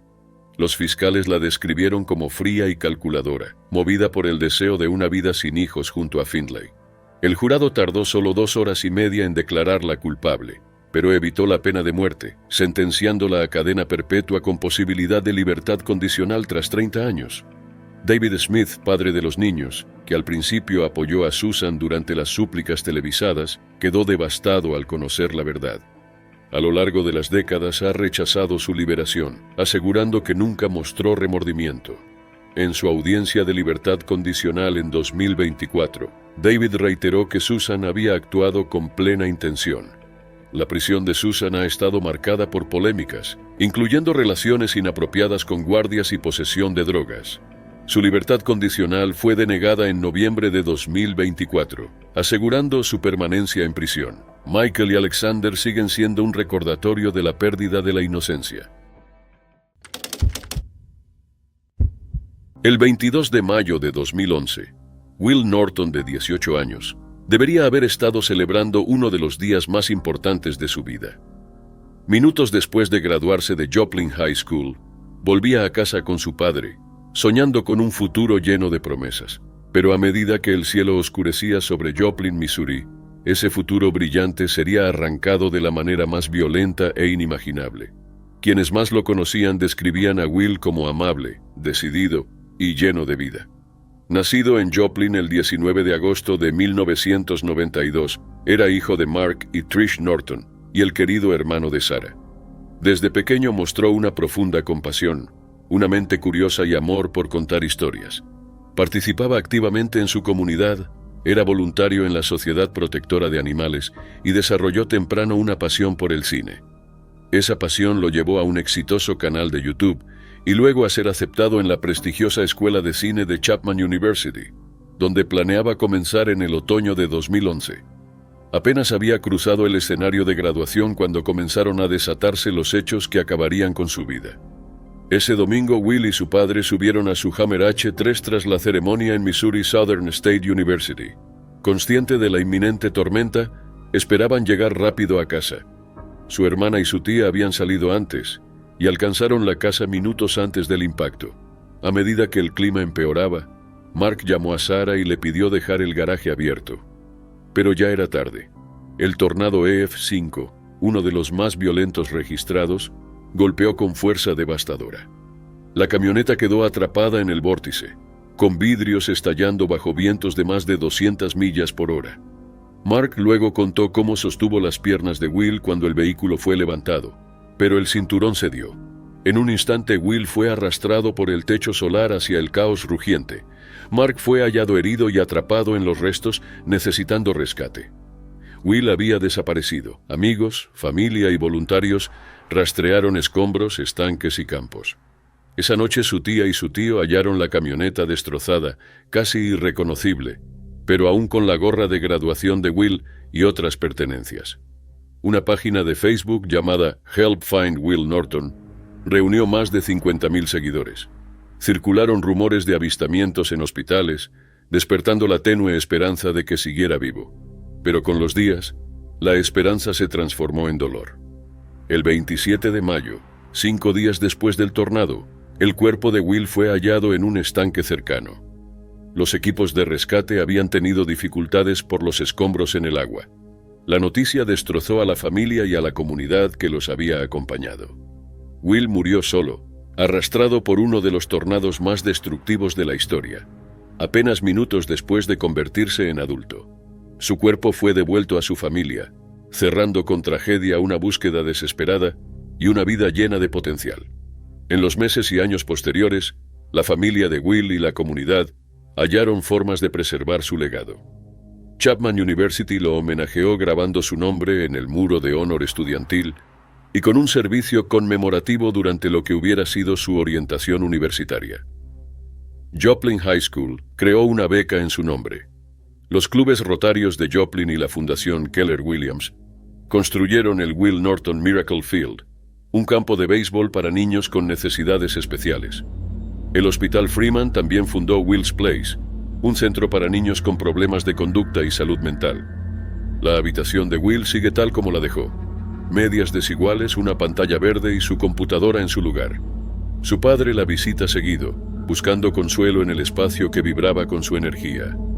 En cada homenaje, video y recuerdo compartido, el nombre de Will Norton perdura, símbolo de luz y promesa perdida demasiado pronto, y recordatorio del costo humano de las fuerzas más violentas de la naturaleza. Era 18 de mayo de 2023 en el distrito de Machinga, Malawi. En lo profundo de la espesa y calurosa selva del Parque Nacional Liwonde, Iván Obanda, de 28 años, estaba de servicio. Trabajaba allí desde 2019 bajo African Parks, organización que gestiona áreas protegidas en África. Su equipo lo conocía como trabajador, valiente y respetado. Esa mañana el parque recibió un aviso de aldeanos cercanos. Un búfalo había escapado de los límites, cerca del campamento Masange. Pero no era un escape común. Autoridades confirmaron luego que tramos de la cerca eléctrica habían sido robados. Los cables eran usados para hacer lazos ilegales, trampas para atrapar animales. Esto generó un serio problema. Un búfalo fuera del parque no solo estaba en riesgo, representaba peligro para las comunidades cercanas. Estos animales son fuertes e impredecibles, sobre todo bajo estrés. El Departamento de Parques y Fauna Silvestre, DNPW, respondió de inmediato. Enviaron a un cazador autorizado, Alec Gondwe, junto a 2 guardabosques, Ivano y otro oficial, para buscar y abatir al animal. Los 3 rastrearon al búfalo en terreno espeso con hierba alta, árboles y casi sin visibilidad. Avanzaban con cuidado, sabiendo que el animal podía estar en cualquier parte. Entonces el búfalo atacó. Se había escondido. Sin aviso, salió embistiendo. Gondwe disparó e hirió al animal, pero no bastó. El búfalo, herido, volvió a internarse en la selva. Por un momento creyeron que lo peor había pasado, pero estaban equivocados. Minutos después, el búfalo regresó por detrás. Nadie lo vio venir. Embistió otra vez y fue directo contra Ivano. Gondwe y el otro guardabosques no tuvieron tiempo de actuar. El animal lo pisoteó, causándole heridas fatales. Murió en la selva, cumpliendo su labor. La noticia fue confirmada por Brighton Kumchedwa, director de Parques y Fauna. Explicó que no hubo tiempo de reaccionar en el primer ataque, y que aún herido, el búfalo fue lo bastante rápido para escapar otra vez. El animal seguía suelto, aún una amenaza. Se planificó traer más cazadores y apoyo aéreo para localizarlo. Otro búfalo también había escapado por la misma falla en la cerca. Más tarde, African Parks emitió un comunicado confirmando lo ocurrido. Dijeron que la misión era parte de un esfuerzo conjunto para reducir el conflicto entre humanos y fauna. Un problema creciente en zonas donde los animales entran a granjas y aldeas, sobre todo cuando las cercas son dañadas o robadas. El comunicado señaló que fueron acciones humanas, cortar la cerca para lazos, las que permitieron al búfalo escapar. Ese acto llevó directamente a la muerte trágica de un joven guardabosques. Ivano llevaba pocos años en el campo, pero ya mostraba entrega y valor. Era parte de una nueva generación de guardabosques en Malawi, formados para proteger tanto a la gente como a los animales en condiciones peligrosas. Su muerte sacudió al parque y a las comunidades que lo conocían. Un breve mensaje sobre su fallecimiento se difundió en línea. Con gran pesar informamos la muerte de un joven guardabosques del Parque Nacional Liwonde, Iván Obanda, tras ser embestido por un búfalo. La noticia fue compartida por grupos de conservación y seguidores locales. African Parks afirmó que apoyarían a la esposa y al pequeño hijo de Ivano, tanto económicamente como con cualquier ayuda necesaria. Expresaron profundo dolor por perder a un miembro valioso del equipo.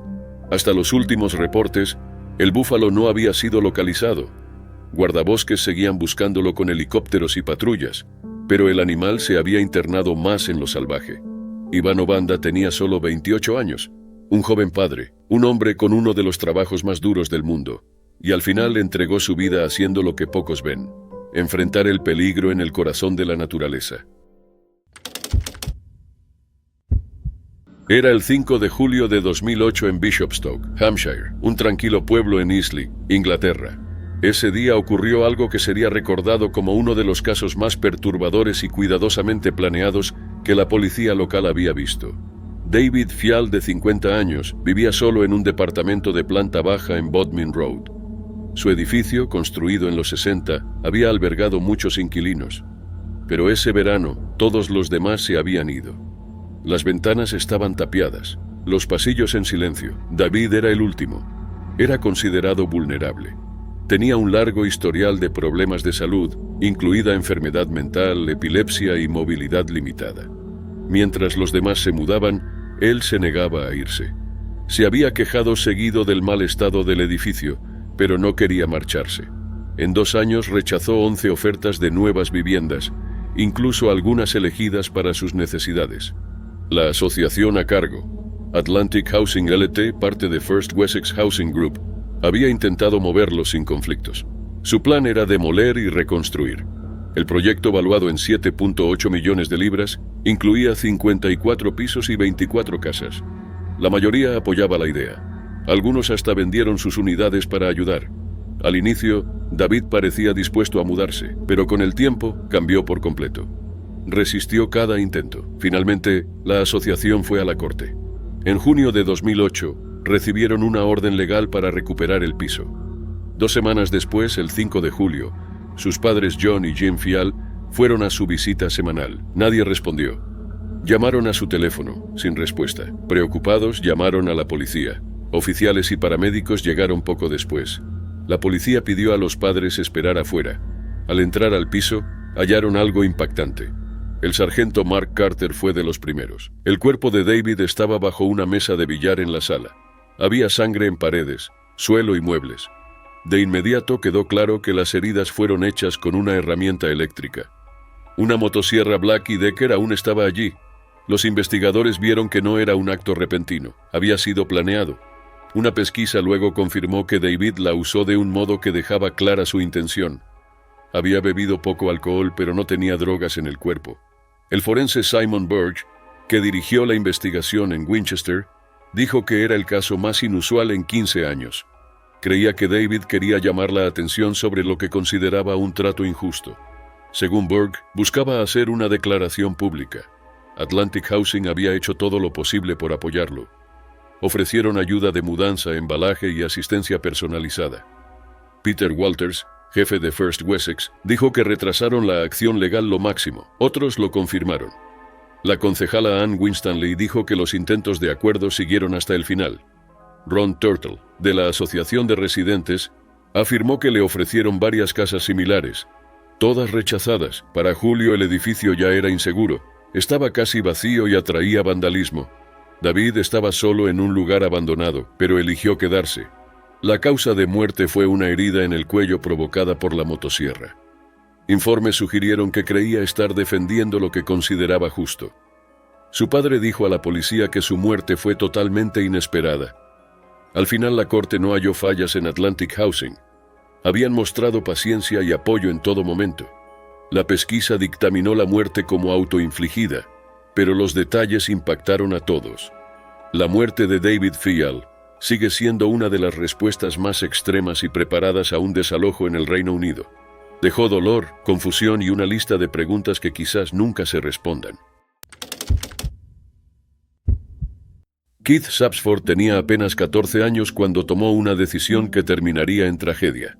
Un acto desesperado impulsado por su anhelo de ver el mundo. Un adolescente brillante y curioso de Sydney desapareció un día de febrero de 1970, sin saber que su búsqueda de aventura se convertiría en uno de los momentos más inquietantes jamás captados en una foto. Keith había crecido en el suburbio de Randwick, Nueva Gales del Sur. Su padre, Charles Sapsford, era profesor universitario de ingeniería mecánica e industrial, y su familia había regresado hacía poco de un viaje al extranjero, con la esperanza de saciar la creciente inquietud de Keith. Pero el viaje solo pareció encender más su deseo de seguir en movimiento.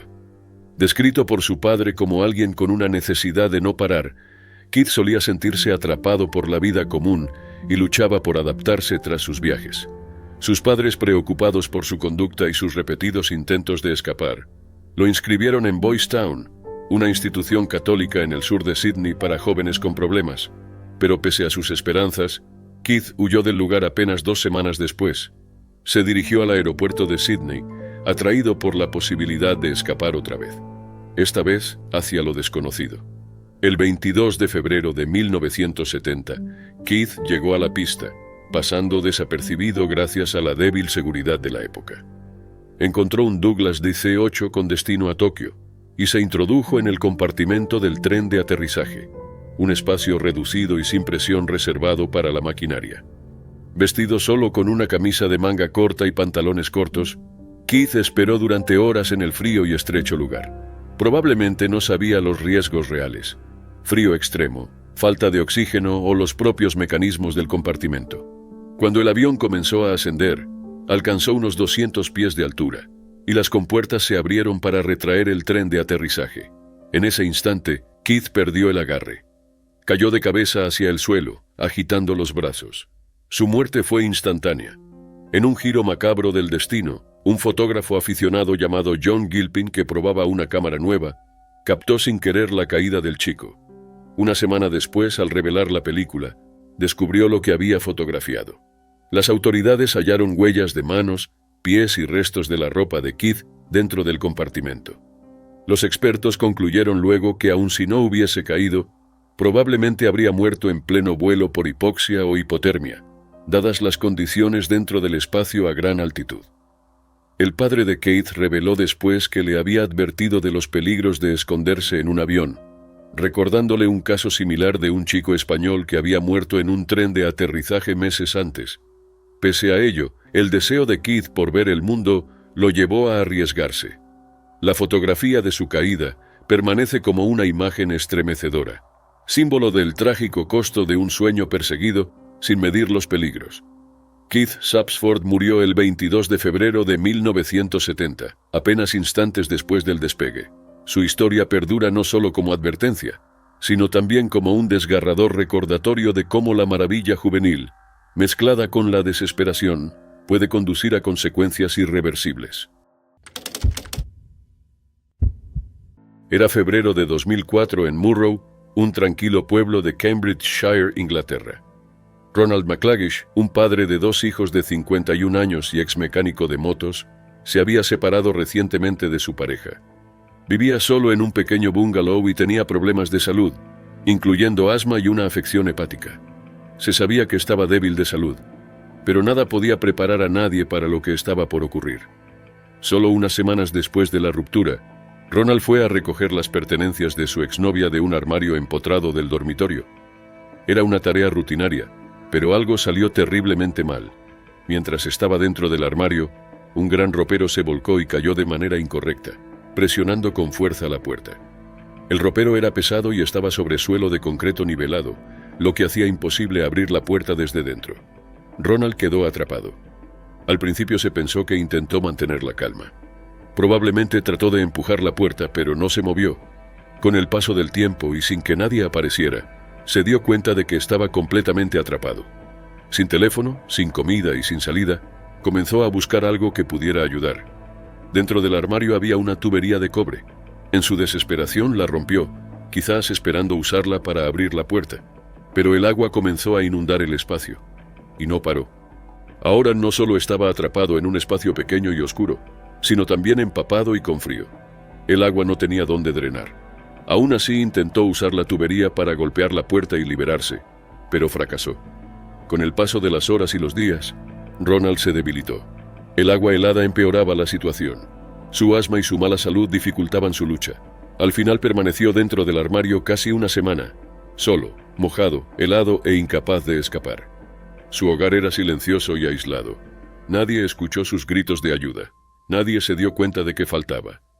Los vecinos comenzaron a preocuparse. No lo habían visto en casi 2 semanas. Algunos también escucharon ruidos extraños, probablemente de Ronald golpeando el armario con la tubería. El 15 de febrero la policía fue enviada a revisarlo. Los oficiales forzaron la entrada. Adentro estaba frío y silencioso. En un dormitorio, notaron el ropero de lado, presionando fuertemente contra el armario. Luego vieron algo escalofriante, un par de pies sobresaliendo bajo la puerta del armario. Ronald había fallecido. Los oficiales tuvieron que mover el ropero entre varios debido a su peso. Al abrir el armario encontraron el cuerpo de Ronald. El agua seguía saliendo de la tubería rota. Probablemente había muerto días antes. Al principio los investigadores pensaron que podía haber algo sospechoso. La escena era extraña, pero no había signos de entrada forzada, objetos robados ni lesiones que indicaran la participación de alguien más. Finalmente descartaron intervención externa. Aún así, el hermano de Ronald, William, dudaba. No creía que el ropero se hubiera caído solo. Incluso pensó que alguien podría haber intentado robarlo, pero la policía no estuvo de acuerdo. Un oficial señaló marcas en la pared que mostraban que el ropero ya se había volcado antes. El forense describió el hecho como un accidente inusual. La causa oficial de muerte fue bronquitis, una grave enfermedad pulmonar que dificulta la respiración. El agua fría pudo haber empeorado su estado, pero quizás ya estaba enfermo antes de quedar atrapado. Por esto el forense dio un veredicto abierto, es decir que la causa exacta no estaba completamente clara. Los últimos días de Ronald fueron pasados atrapado en un espacio no mayor a un armario. Cada intento de escapar fracasó, y cuando finalmente llegó ayuda fue demasiado tarde. En 1916, Grigori Yefimovich Rasputin era un hombre cuyo nombre despertaba miedo y fascinación entre la nobleza rusa. Para muchos amantes de la historia, su reputación aún conserva un aura misteriosa. Conocido como místico y sanador, su influencia sobre la familia imperial le ganó tanto reverencia como resentimiento. Pero a medida que los rumores sobre sus poderes crecían y su control sobre los zares se fortalecía, también lo hacía la determinación de sus enemigos por silenciarlo. En la noche del 30 de diciembre de 1916, sus ambiciones se cumplieron en un evento que ha desatado especulaciones durante años. Nacido en una familia campesina en la aldea siberiana de Pokrovskoye, la vida temprana de Rasputin ofrecía pocas señales de su futura notoriedad. Una conversión religiosa en 1897 lo puso en un camino de búsqueda espiritual, aunque no era miembro formal de la iglesia. A principios de los 1900, ganó fama como místico carismático. En 1905, su vida cambió al conocer al emperador Nicolás II y la emperatriz Alexandra Feodorovna. La emperatriz, desesperada por curar a su hijo Alexei, quien padecía una rara enfermedad que impedía la coagulación de su sangre, creyó que las oraciones de Rasputin podían salvarlo. Su aparente capacidad para aliviar el sufrimiento del niño le aseguró la confianza de la familia imperial. Aunque Alexandra lo veneraba y algunos lo veían como un hombre santo, muchos aristócratas lo consideraban un impostor peligroso que engañaba a la familia real. Resentían su influencia, especialmente cuando Nicolás partió para supervisar las tropas durante la Primera Guerra Mundial. Las derrotas de Rusia y la crisis interna aumentaron las críticas hacia Rasputin. Para 1916, sus enemigos decidieron que eliminarlo era necesario para salvar la monarquía y la nación. La noche del 30 de diciembre, un grupo de conspiradores liderado por el príncipe Félix Yusupov, el gran duque Dmitri Pavlovich y Vladimir Purishkevich ejecutó su plan. Según Yusupov, Rasputin fue atraído al Palacio Moika con la promesa de conocer a Irina, esposa de Yusupov, quien no estaba allí. En el sótano le ofrecieron té, pasteles y vino de Madeira con cianuro. A pesar de ingerir los alimentos, Rasputin parecía ileso, para asombro de Yusupov. Yusupov tomó un revólver y le disparó en el pecho, dejándolo tendido en el suelo. Creyéndolo muerto, los conspiradores se alejaron. Pero cuando Yusupov volvió para comprobarlo, Rasputin se lanzó hacia él, tambaleándose hacia el patio. Purishkevich disparó varias veces más, con una bala fatal en la frente. Luego envolvieron el cuerpo, lo llevaron al puente Petrovsky y lo arrojaron al helado río Nevka. La muerte de Rasputin desató controversia. Circularon rumores de que tenía agua en los pulmones, lo que sugería que se había ahogado. La autopsia oficial indicó que murió por disparos, sin evidencia de envenenamiento ni ahogamiento. La versión de Yusupov, publicada años después, probablemente exageró los eventos como una lucha épica entre el bien y el mal. La nobleza celebró a los conspiradores como héroes por eliminar a quien creían corrupto. Pero sus acciones tuvieron consecuencias inesperadas. Nicolás II desterró a Yusupov y Dmitri, lo que irónicamente los protegió de la Revolución Rusa. Entre los campesinos, la muerte de Rasputin fue vista como una tragedia. Lo consideraban un defensor del pueblo que había ascendido al poder solo para ser destruido por la aristocracia. La monarquía cayó pocos meses después, con el fin de la dinastía Romanov. En la muerte Rasputin se convirtió en leyenda. Su violento final lo inmortalizó como símbolo de misticismo, corrupción y los últimos días de la Rusia imperial.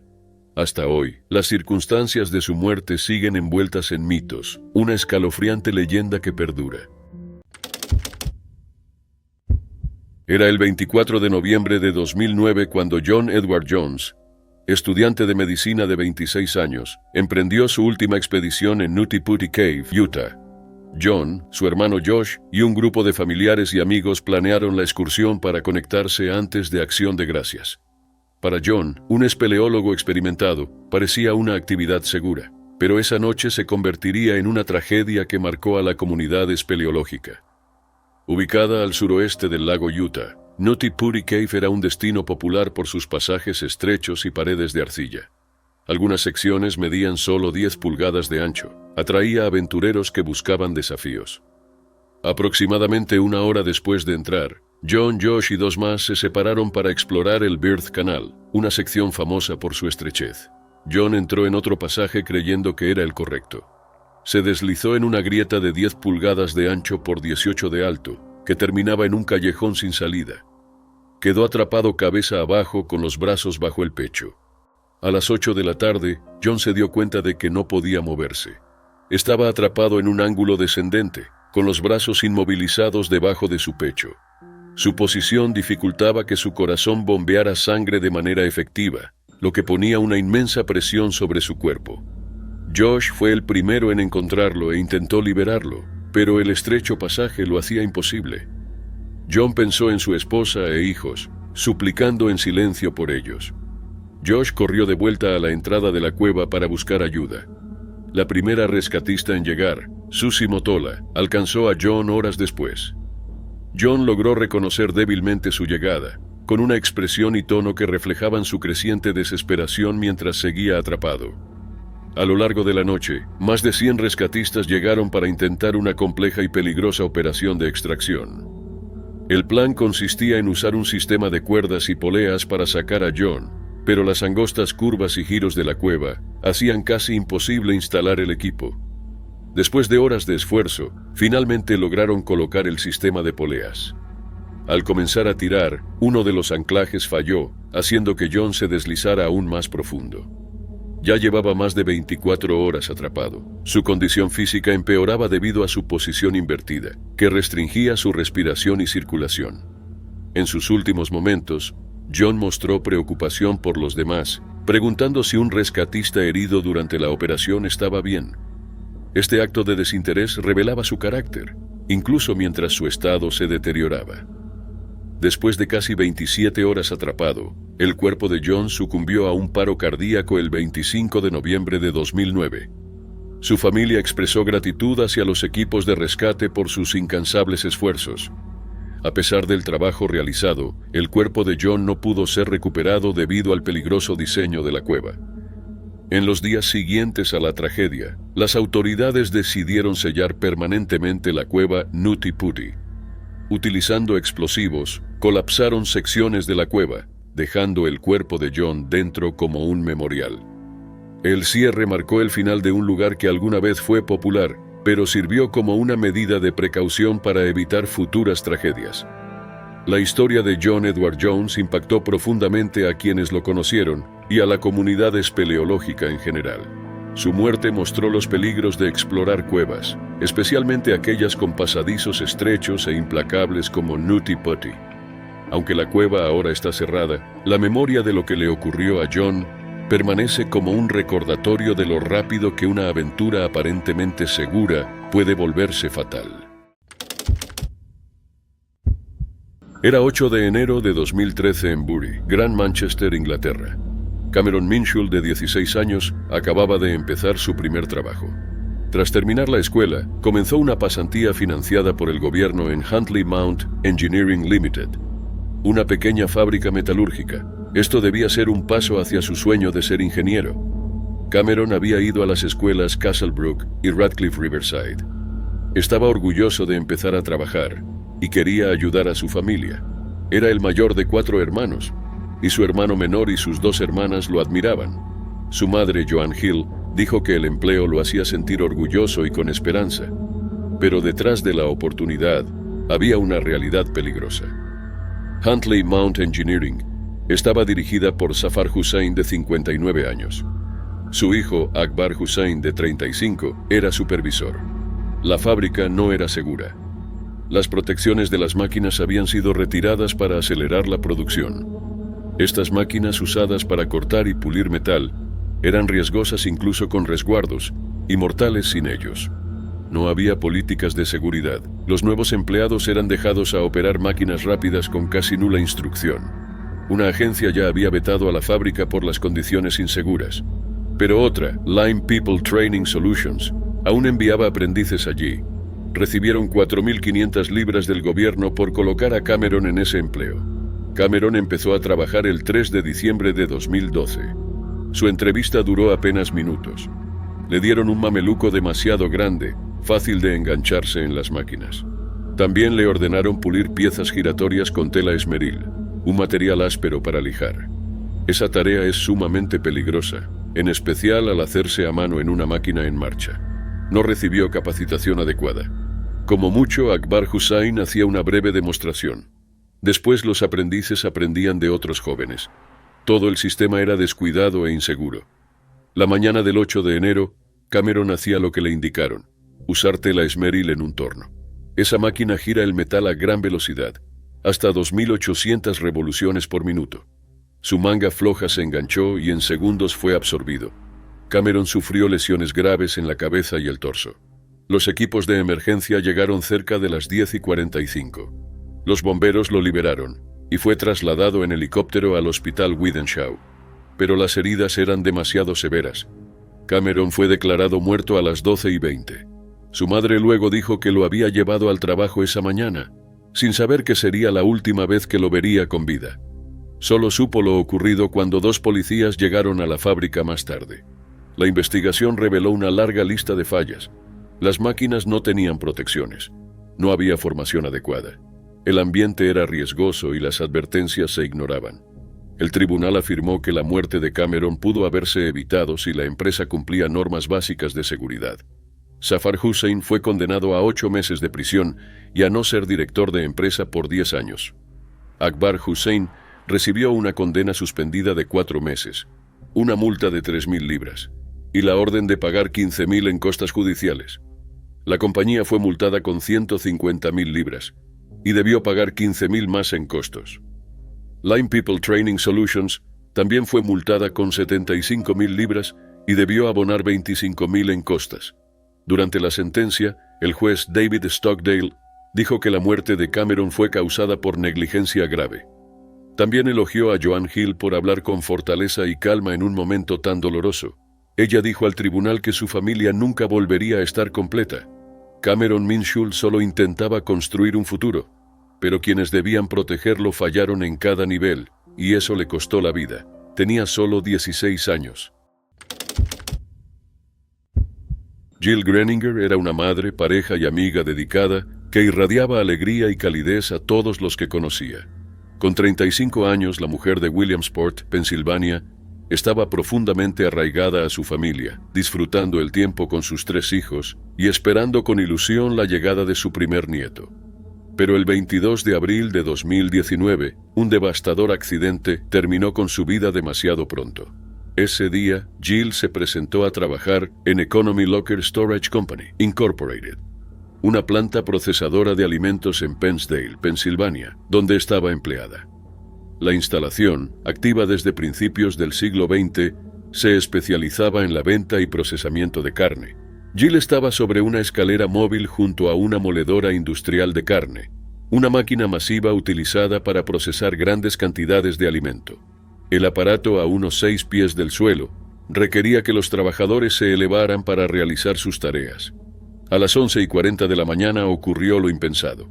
Jill cayó o fue arrastrada hacia la moledora mientras cumplía con sus labores. No hubo testigos directos, y las circunstancias exactas siguen sin aclararse.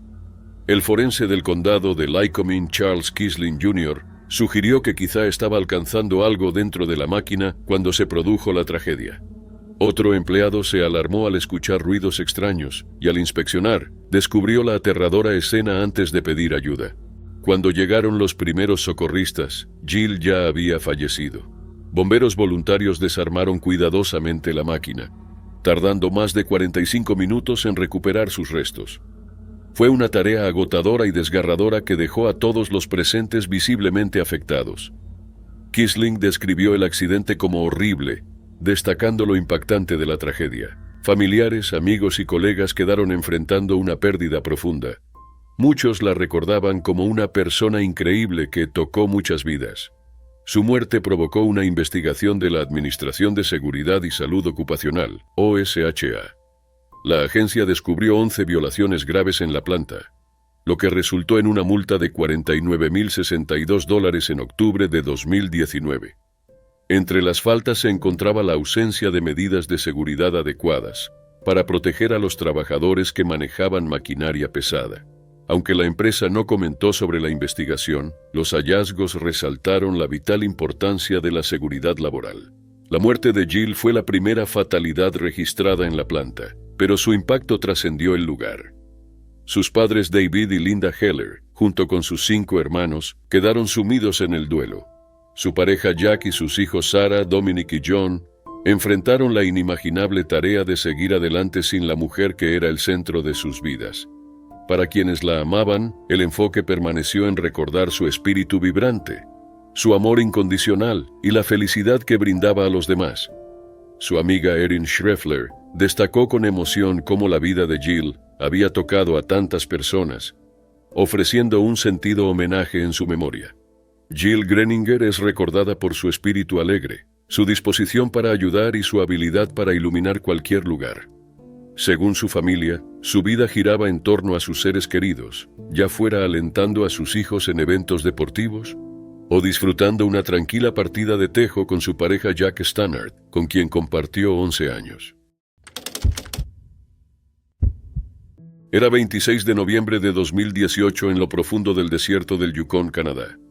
Valérie Theoret, una maestra de 37 años en licencia por maternidad, vivía fuera de la red con su pareja, Germont Roseholt, y su hija de 10 meses Adele. Estaban en una cabaña remota cerca del lago Einarson, planeando pasar allí el invierno. No era una aventura corta. Habían comprado la cabaña 3 años antes y solían vivir allí. Conocían los riesgos del desierto y seguían las normas de seguridad para evitar atraer animales salvajes. Esa mañana los 3 desayunaron juntos. Después Germont salió en su motonieve para revisar sus trampas, mientras Valérie se quedó en la cabaña con Adele. Entre las 10 de la mañana y las 3 de la tarde, probablemente decidió salir a caminar con su hija, que estaba en un portabebés a su espalda. El clima era frío, pero el entorno estaba tranquilo. Sin saberlo, algo peligroso se encontraba cerca. A unos 240 metros de la cabaña, un oso grizzly macho de 18 años se ocultaba detrás de un árbol grueso. El oso estaba en mal estado, hambriento, enfermo y gravemente herido. Había comido un puercoespín recientemente, y las púas dañaron su sistema digestivo, haciendo difícil y dolorosa la alimentación. Pesaba solo 137 kilogramos, muy por debajo de lo que un grizzly necesita para sobrevivir el invierno. No podía hibernar y actuaba por desesperación. Para entonces, el oso había dejado de evitar a los humanos y se había vuelto peligroso. Las autoridades luego encontraron que el oso había seguido la pista de la motonieve que Germont había dejado. Se acercó lentamente a la cabaña, pero no atacó de inmediato. Esperó. Valérie y Adele probablemente pasaron junto al oso sin saber que estaba allí. Oculto a solo 2 metros del sendero, el oso atacó de repente. No hubo advertencia ni tiempo para reaccionar. Los oficiales dijeron después que el ataque fue rápido y silencioso. Tanto Valérie como Adele perdieron la vida casi al instante. No sufrieron por mucho tiempo, pero el ataque fue violento. Alrededor de las 3 de la tarde, Germont regresó y sintió que algo estaba mal. El lugar estaba silencioso. Fue entonces cuando el oso se lanzó hacia él. Estaba armado como muchos tramperos y disparó 4 veces. Una bala dio en un punto vital y el oso murió, pero el daño ya estaba hecho. Germund buscó alrededor y encontró a Valerie y Adele sin vida afuera de la cabaña. Llamó de inmediato pidiendo ayuda. La ciudad más cercana a Mayo estaba a casi 250 millas. Para las 3:45 de la tarde, la Real Policía Montada de Canadá estaba en el lugar. Se realizó una investigación completa. Expertos de la Oficina del Forense y de Environment Yukon reconstruyeron lo ocurrido. Descubrieron que el oso siguió la pista de Germund, pero cambió de comportamiento al ver a Valerie y Adele. Dejó de arrastrar los pies y comenzó a moverse con propósito, escondiéndose en la maleza antes de atacar. Esto no fue un movimiento defensivo, era una acción calculada de un animal en modo de supervivencia. Valerie era una maestra muy querida en Whitehorse, donde enseñaba francés intensivo. Sus amigos y colegas la describían como amable y profundamente respetada. Adele era solo un bebé. La pérdida fue dolorosa para muchos en la comunidad. Esa noche la gente se reunió para llorar. El forense jefe del Yukon confirmó que este era solo el tercer ataque fatal de un oso en la región en 2 décadas. Estos ataques son extremadamente raros. La familia había tomado todas las precauciones conocidas. Su comida estaba guardada de manera segura. El cebo estaba lejos. Nada de lo que hicieron atrajo al oso. El estado del oso lo hizo actuar de manera que los osos sanos normalmente no lo harían. La necropsia confirmó que no tenía grasa. Sus órganos estaban dañados y había estado sufriendo durante semanas. Los oficiales dijeron que nada podría haber prevenido el ataque. No había señales de advertencia. No se trató de negligencia. Fue un encuentro trágico con un animal salvaje al final de su vida. Valerie y Adele simplemente habían salido a caminar. Nunca regresaron. Marisa Weber era una mujer vibrante y apasionada que vivía rodeada de libros, música y un profundo amor por los animales. A los 38 aún residía en la casa familiar en Florida, cerca de quienes más quería. Pero a fines de octubre de 2006, una desaparición desgarradora llevaría a un hallazgo tan perturbador que atormentaría a sus seres queridos para siempre. Nacida en Brooklyn, Nueva York, Mariesa se mudó a Florida en 1977. Fue una alumna destacada, profundamente curiosa y con gran talento intelectual, con un fuerte amor por la lectura y la historia. De niña soñaba con ser maestra. Era conocida por su compasión, su sentido del humor y su inagotable energía. Mariesa estaba dedicada a su familia. Incluso dejó de trabajar para cuidar a su abuela enferma. Era políticamente activa y nunca se perdía una elección. Su pasión por el rock and roll marcó gran parte de su carácter. Adoraba a Bono de U2 y coleccionaba recuerdos musicales que significaban todo para ella. El 28 de octubre de 2006, tras volver a casa y saludar a su madre, Mariesa desapareció. Al no regresar, su familia temió lo peor. Buscaron en el vecindario, denunciaron su desaparición y revisaron la casa una y otra vez. A pesar de registrar todo, incluso su cuarto, no hallaron rastro alguno. Pasaron los días. La familia notó un olor fétido que provenía del cuarto, pero asumieron que se debía a ratas muertas en las paredes. Su desaparición se extendió casi 2 semanas, sin respuestas. No fue hasta el 9 de noviembre que surgió la verdad. Su hermana, Gina, vio un pie asomando detrás de una gran biblioteca en el dormitorio de Mariesa. Con una linterna la familia descubrió su cuerpo, atrapado boca abajo en el estrecho espacio entre la pared y la parte trasera del alto y pesado mueble. Los investigadores concluyeron que probablemente Mariesa intentaba ajustar un enchufe de televisión detrás del mueble, algo que ya había hecho con su hermana, subiéndose a un aparador y estirándose. Esta vez perdió el equilibrio y cayó de cabeza en la abertura. Atrapada en ese espacio vertical tan reducido, no pudo liberarse. La autopsia determinó que Mariesa murió por asfixia posicional, una condición en la que la postura del cuerpo obstruye la respiración. Su cuerpo quedó tan contorsionado que el flujo de aire se cortó. El informe también citó intoxicación por múltiples drogas como factor contribuyente, señalando la presencia de varias sustancias, incluyendo morfina, codeína y medicamentos recetados. Sin embargo, la madre de Mariesa, Connie Weber, rechazó con firmeza cualquier insinuación de abuso, calificando esos reportes de falsos y ajenos a quien era realmente su hija. Las condiciones dentro de la casa complicaron la búsqueda. Las autoridades describieron el hogar como extremadamente abarrotado, con escombros y ropa amontonados en el dormitorio. Había animales en jaulas por toda la vivienda, y el olor de la descomposición fue confundido con roedores muertos. Para su familia lo más insoportable era pensar que Mariesa pudo haber estado viva durante algún tiempo antes de morir. Aunque la autopsia no especificó cuánto pudo haber sobrevivido, la posibilidad de que sufriera en silencio, tan cerca de la salvación, los atormenta hasta hoy. Mariesa fue sepultada, pero su memoria sigue viva en el amor de su familia y en las innumerables vidas que tocó. Era el 25 de agosto de 2014 en Raymond, New Hampshire. Paul Comeau Jr., un esposo, padre e instructor de artes marciales de 47 años, salió a su patio trasero alrededor de las 3 de la tarde. Trabajaba en un proyecto que había empezado meses antes: quitar una enorme roca que causaba filtraciones en su sótano cada vez que llovía. La piedra pesaba unas 6.000 libras y medía casi 5 pies de ancho. Paul había pasado semanas cavando a mano alrededor de ella, esperando sacarla sin ayuda. Pero esa tarde algo salió mal, y nadie lo vio. Paul tenía fama de ser trabajador e independiente. Los vecinos lo veían seguido esforzándose afuera, a menudo en tareas arriesgadas. Muchos se preocupaban por el peligro de su proyecto.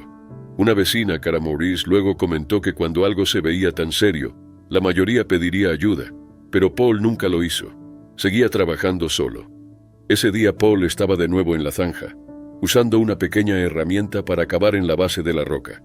Probablemente pensaba que lo tenía bajo control, o al menos que podría prever cuándo se movería.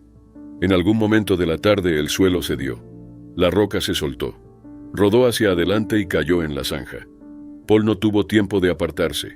La piedra lo aplastó contra la pared de tierra. Nadie estaba afuera con él. Si aún estaba consciente, estaba atrapado y sin poder pedir ayuda. La roca quedó encajada entre él y la pared de tierra, dejándolo inmóvil. Dentro de la casa, su esposa Karen no sabía lo que pasaba. Las horas pasaron. Paul no había vuelto. Karen notó que su teléfono seguía en la casa, algo que jamás dejaba cuando trabajaba afuera. Entonces salió a ver. Lo que encontró la paralizó. Paul estaba al fondo de la zanja, atrapado bajo la roca, inmóvil. Llamó al 911 de inmediato. Policía, bomberos y paramédicos de Raymond llegaron a las 7:19 de la tarde. Hallaron a Paul aún prensado por la roca, sin respuesta. No respiraba. No pudieron mover la piedra a mano, era demasiado pesada. Hubo que traer una grúa para levantarla. Pero cuando al fin lo lograron, ya era tarde. Paul Comeau Jr. había muerto. La noticia se esparció rápido en el pequeño pueblo. Paul era muy conocido y respetado. Tenía cinturón negro de 5º grado y enseñó artes marciales por años en varias escuelas, la última en American Dragon, en Hooksett. Era admirado por su paciencia, disciplina y entrega a sus alumnos. Se casó con Karen en 2002 y tuvieron 3 hijos, 2 varones y una hija. Paul era un hombre de familia que amaba acampar, jugar, hacer jardinería y pasar tiempo con sus niños. También trabajaba en un boliche local, disfrutaba la música y viajaba seguido. Hasta el perro de la familia Justice era parte de esa vida unida. Paul no era imprudente ni inexperto. Eso hacía su muerte aún más dura de aceptar. El teniente Michael Lavelle, del Departamento de Policía de Raymond, confirmó lo sucedido. Paul cavaba cuando la roca rodó y lo aplastó. La piedra había tardado meses en aflojarse. Y cuando al fin se dio, solo bastó un segundo. Su partida dejó una huella profunda. No era solo un maestro. Una vez se había postulado a representante estatal y participaba en causas locales. Su familia, Karen y sus hijos Paul III, Patrick y Kylie, tuvieron que rehacer su vida sin él. La roca siguió en el patio después, un doloroso recordatorio. Lo que empezó como un intento simple de arreglar su casa terminó en una de las formas más desgarradoras. Un hombre que buscaba proteger su hogar, solo en su jardín, nunca imaginó que ese proyecto sería el último.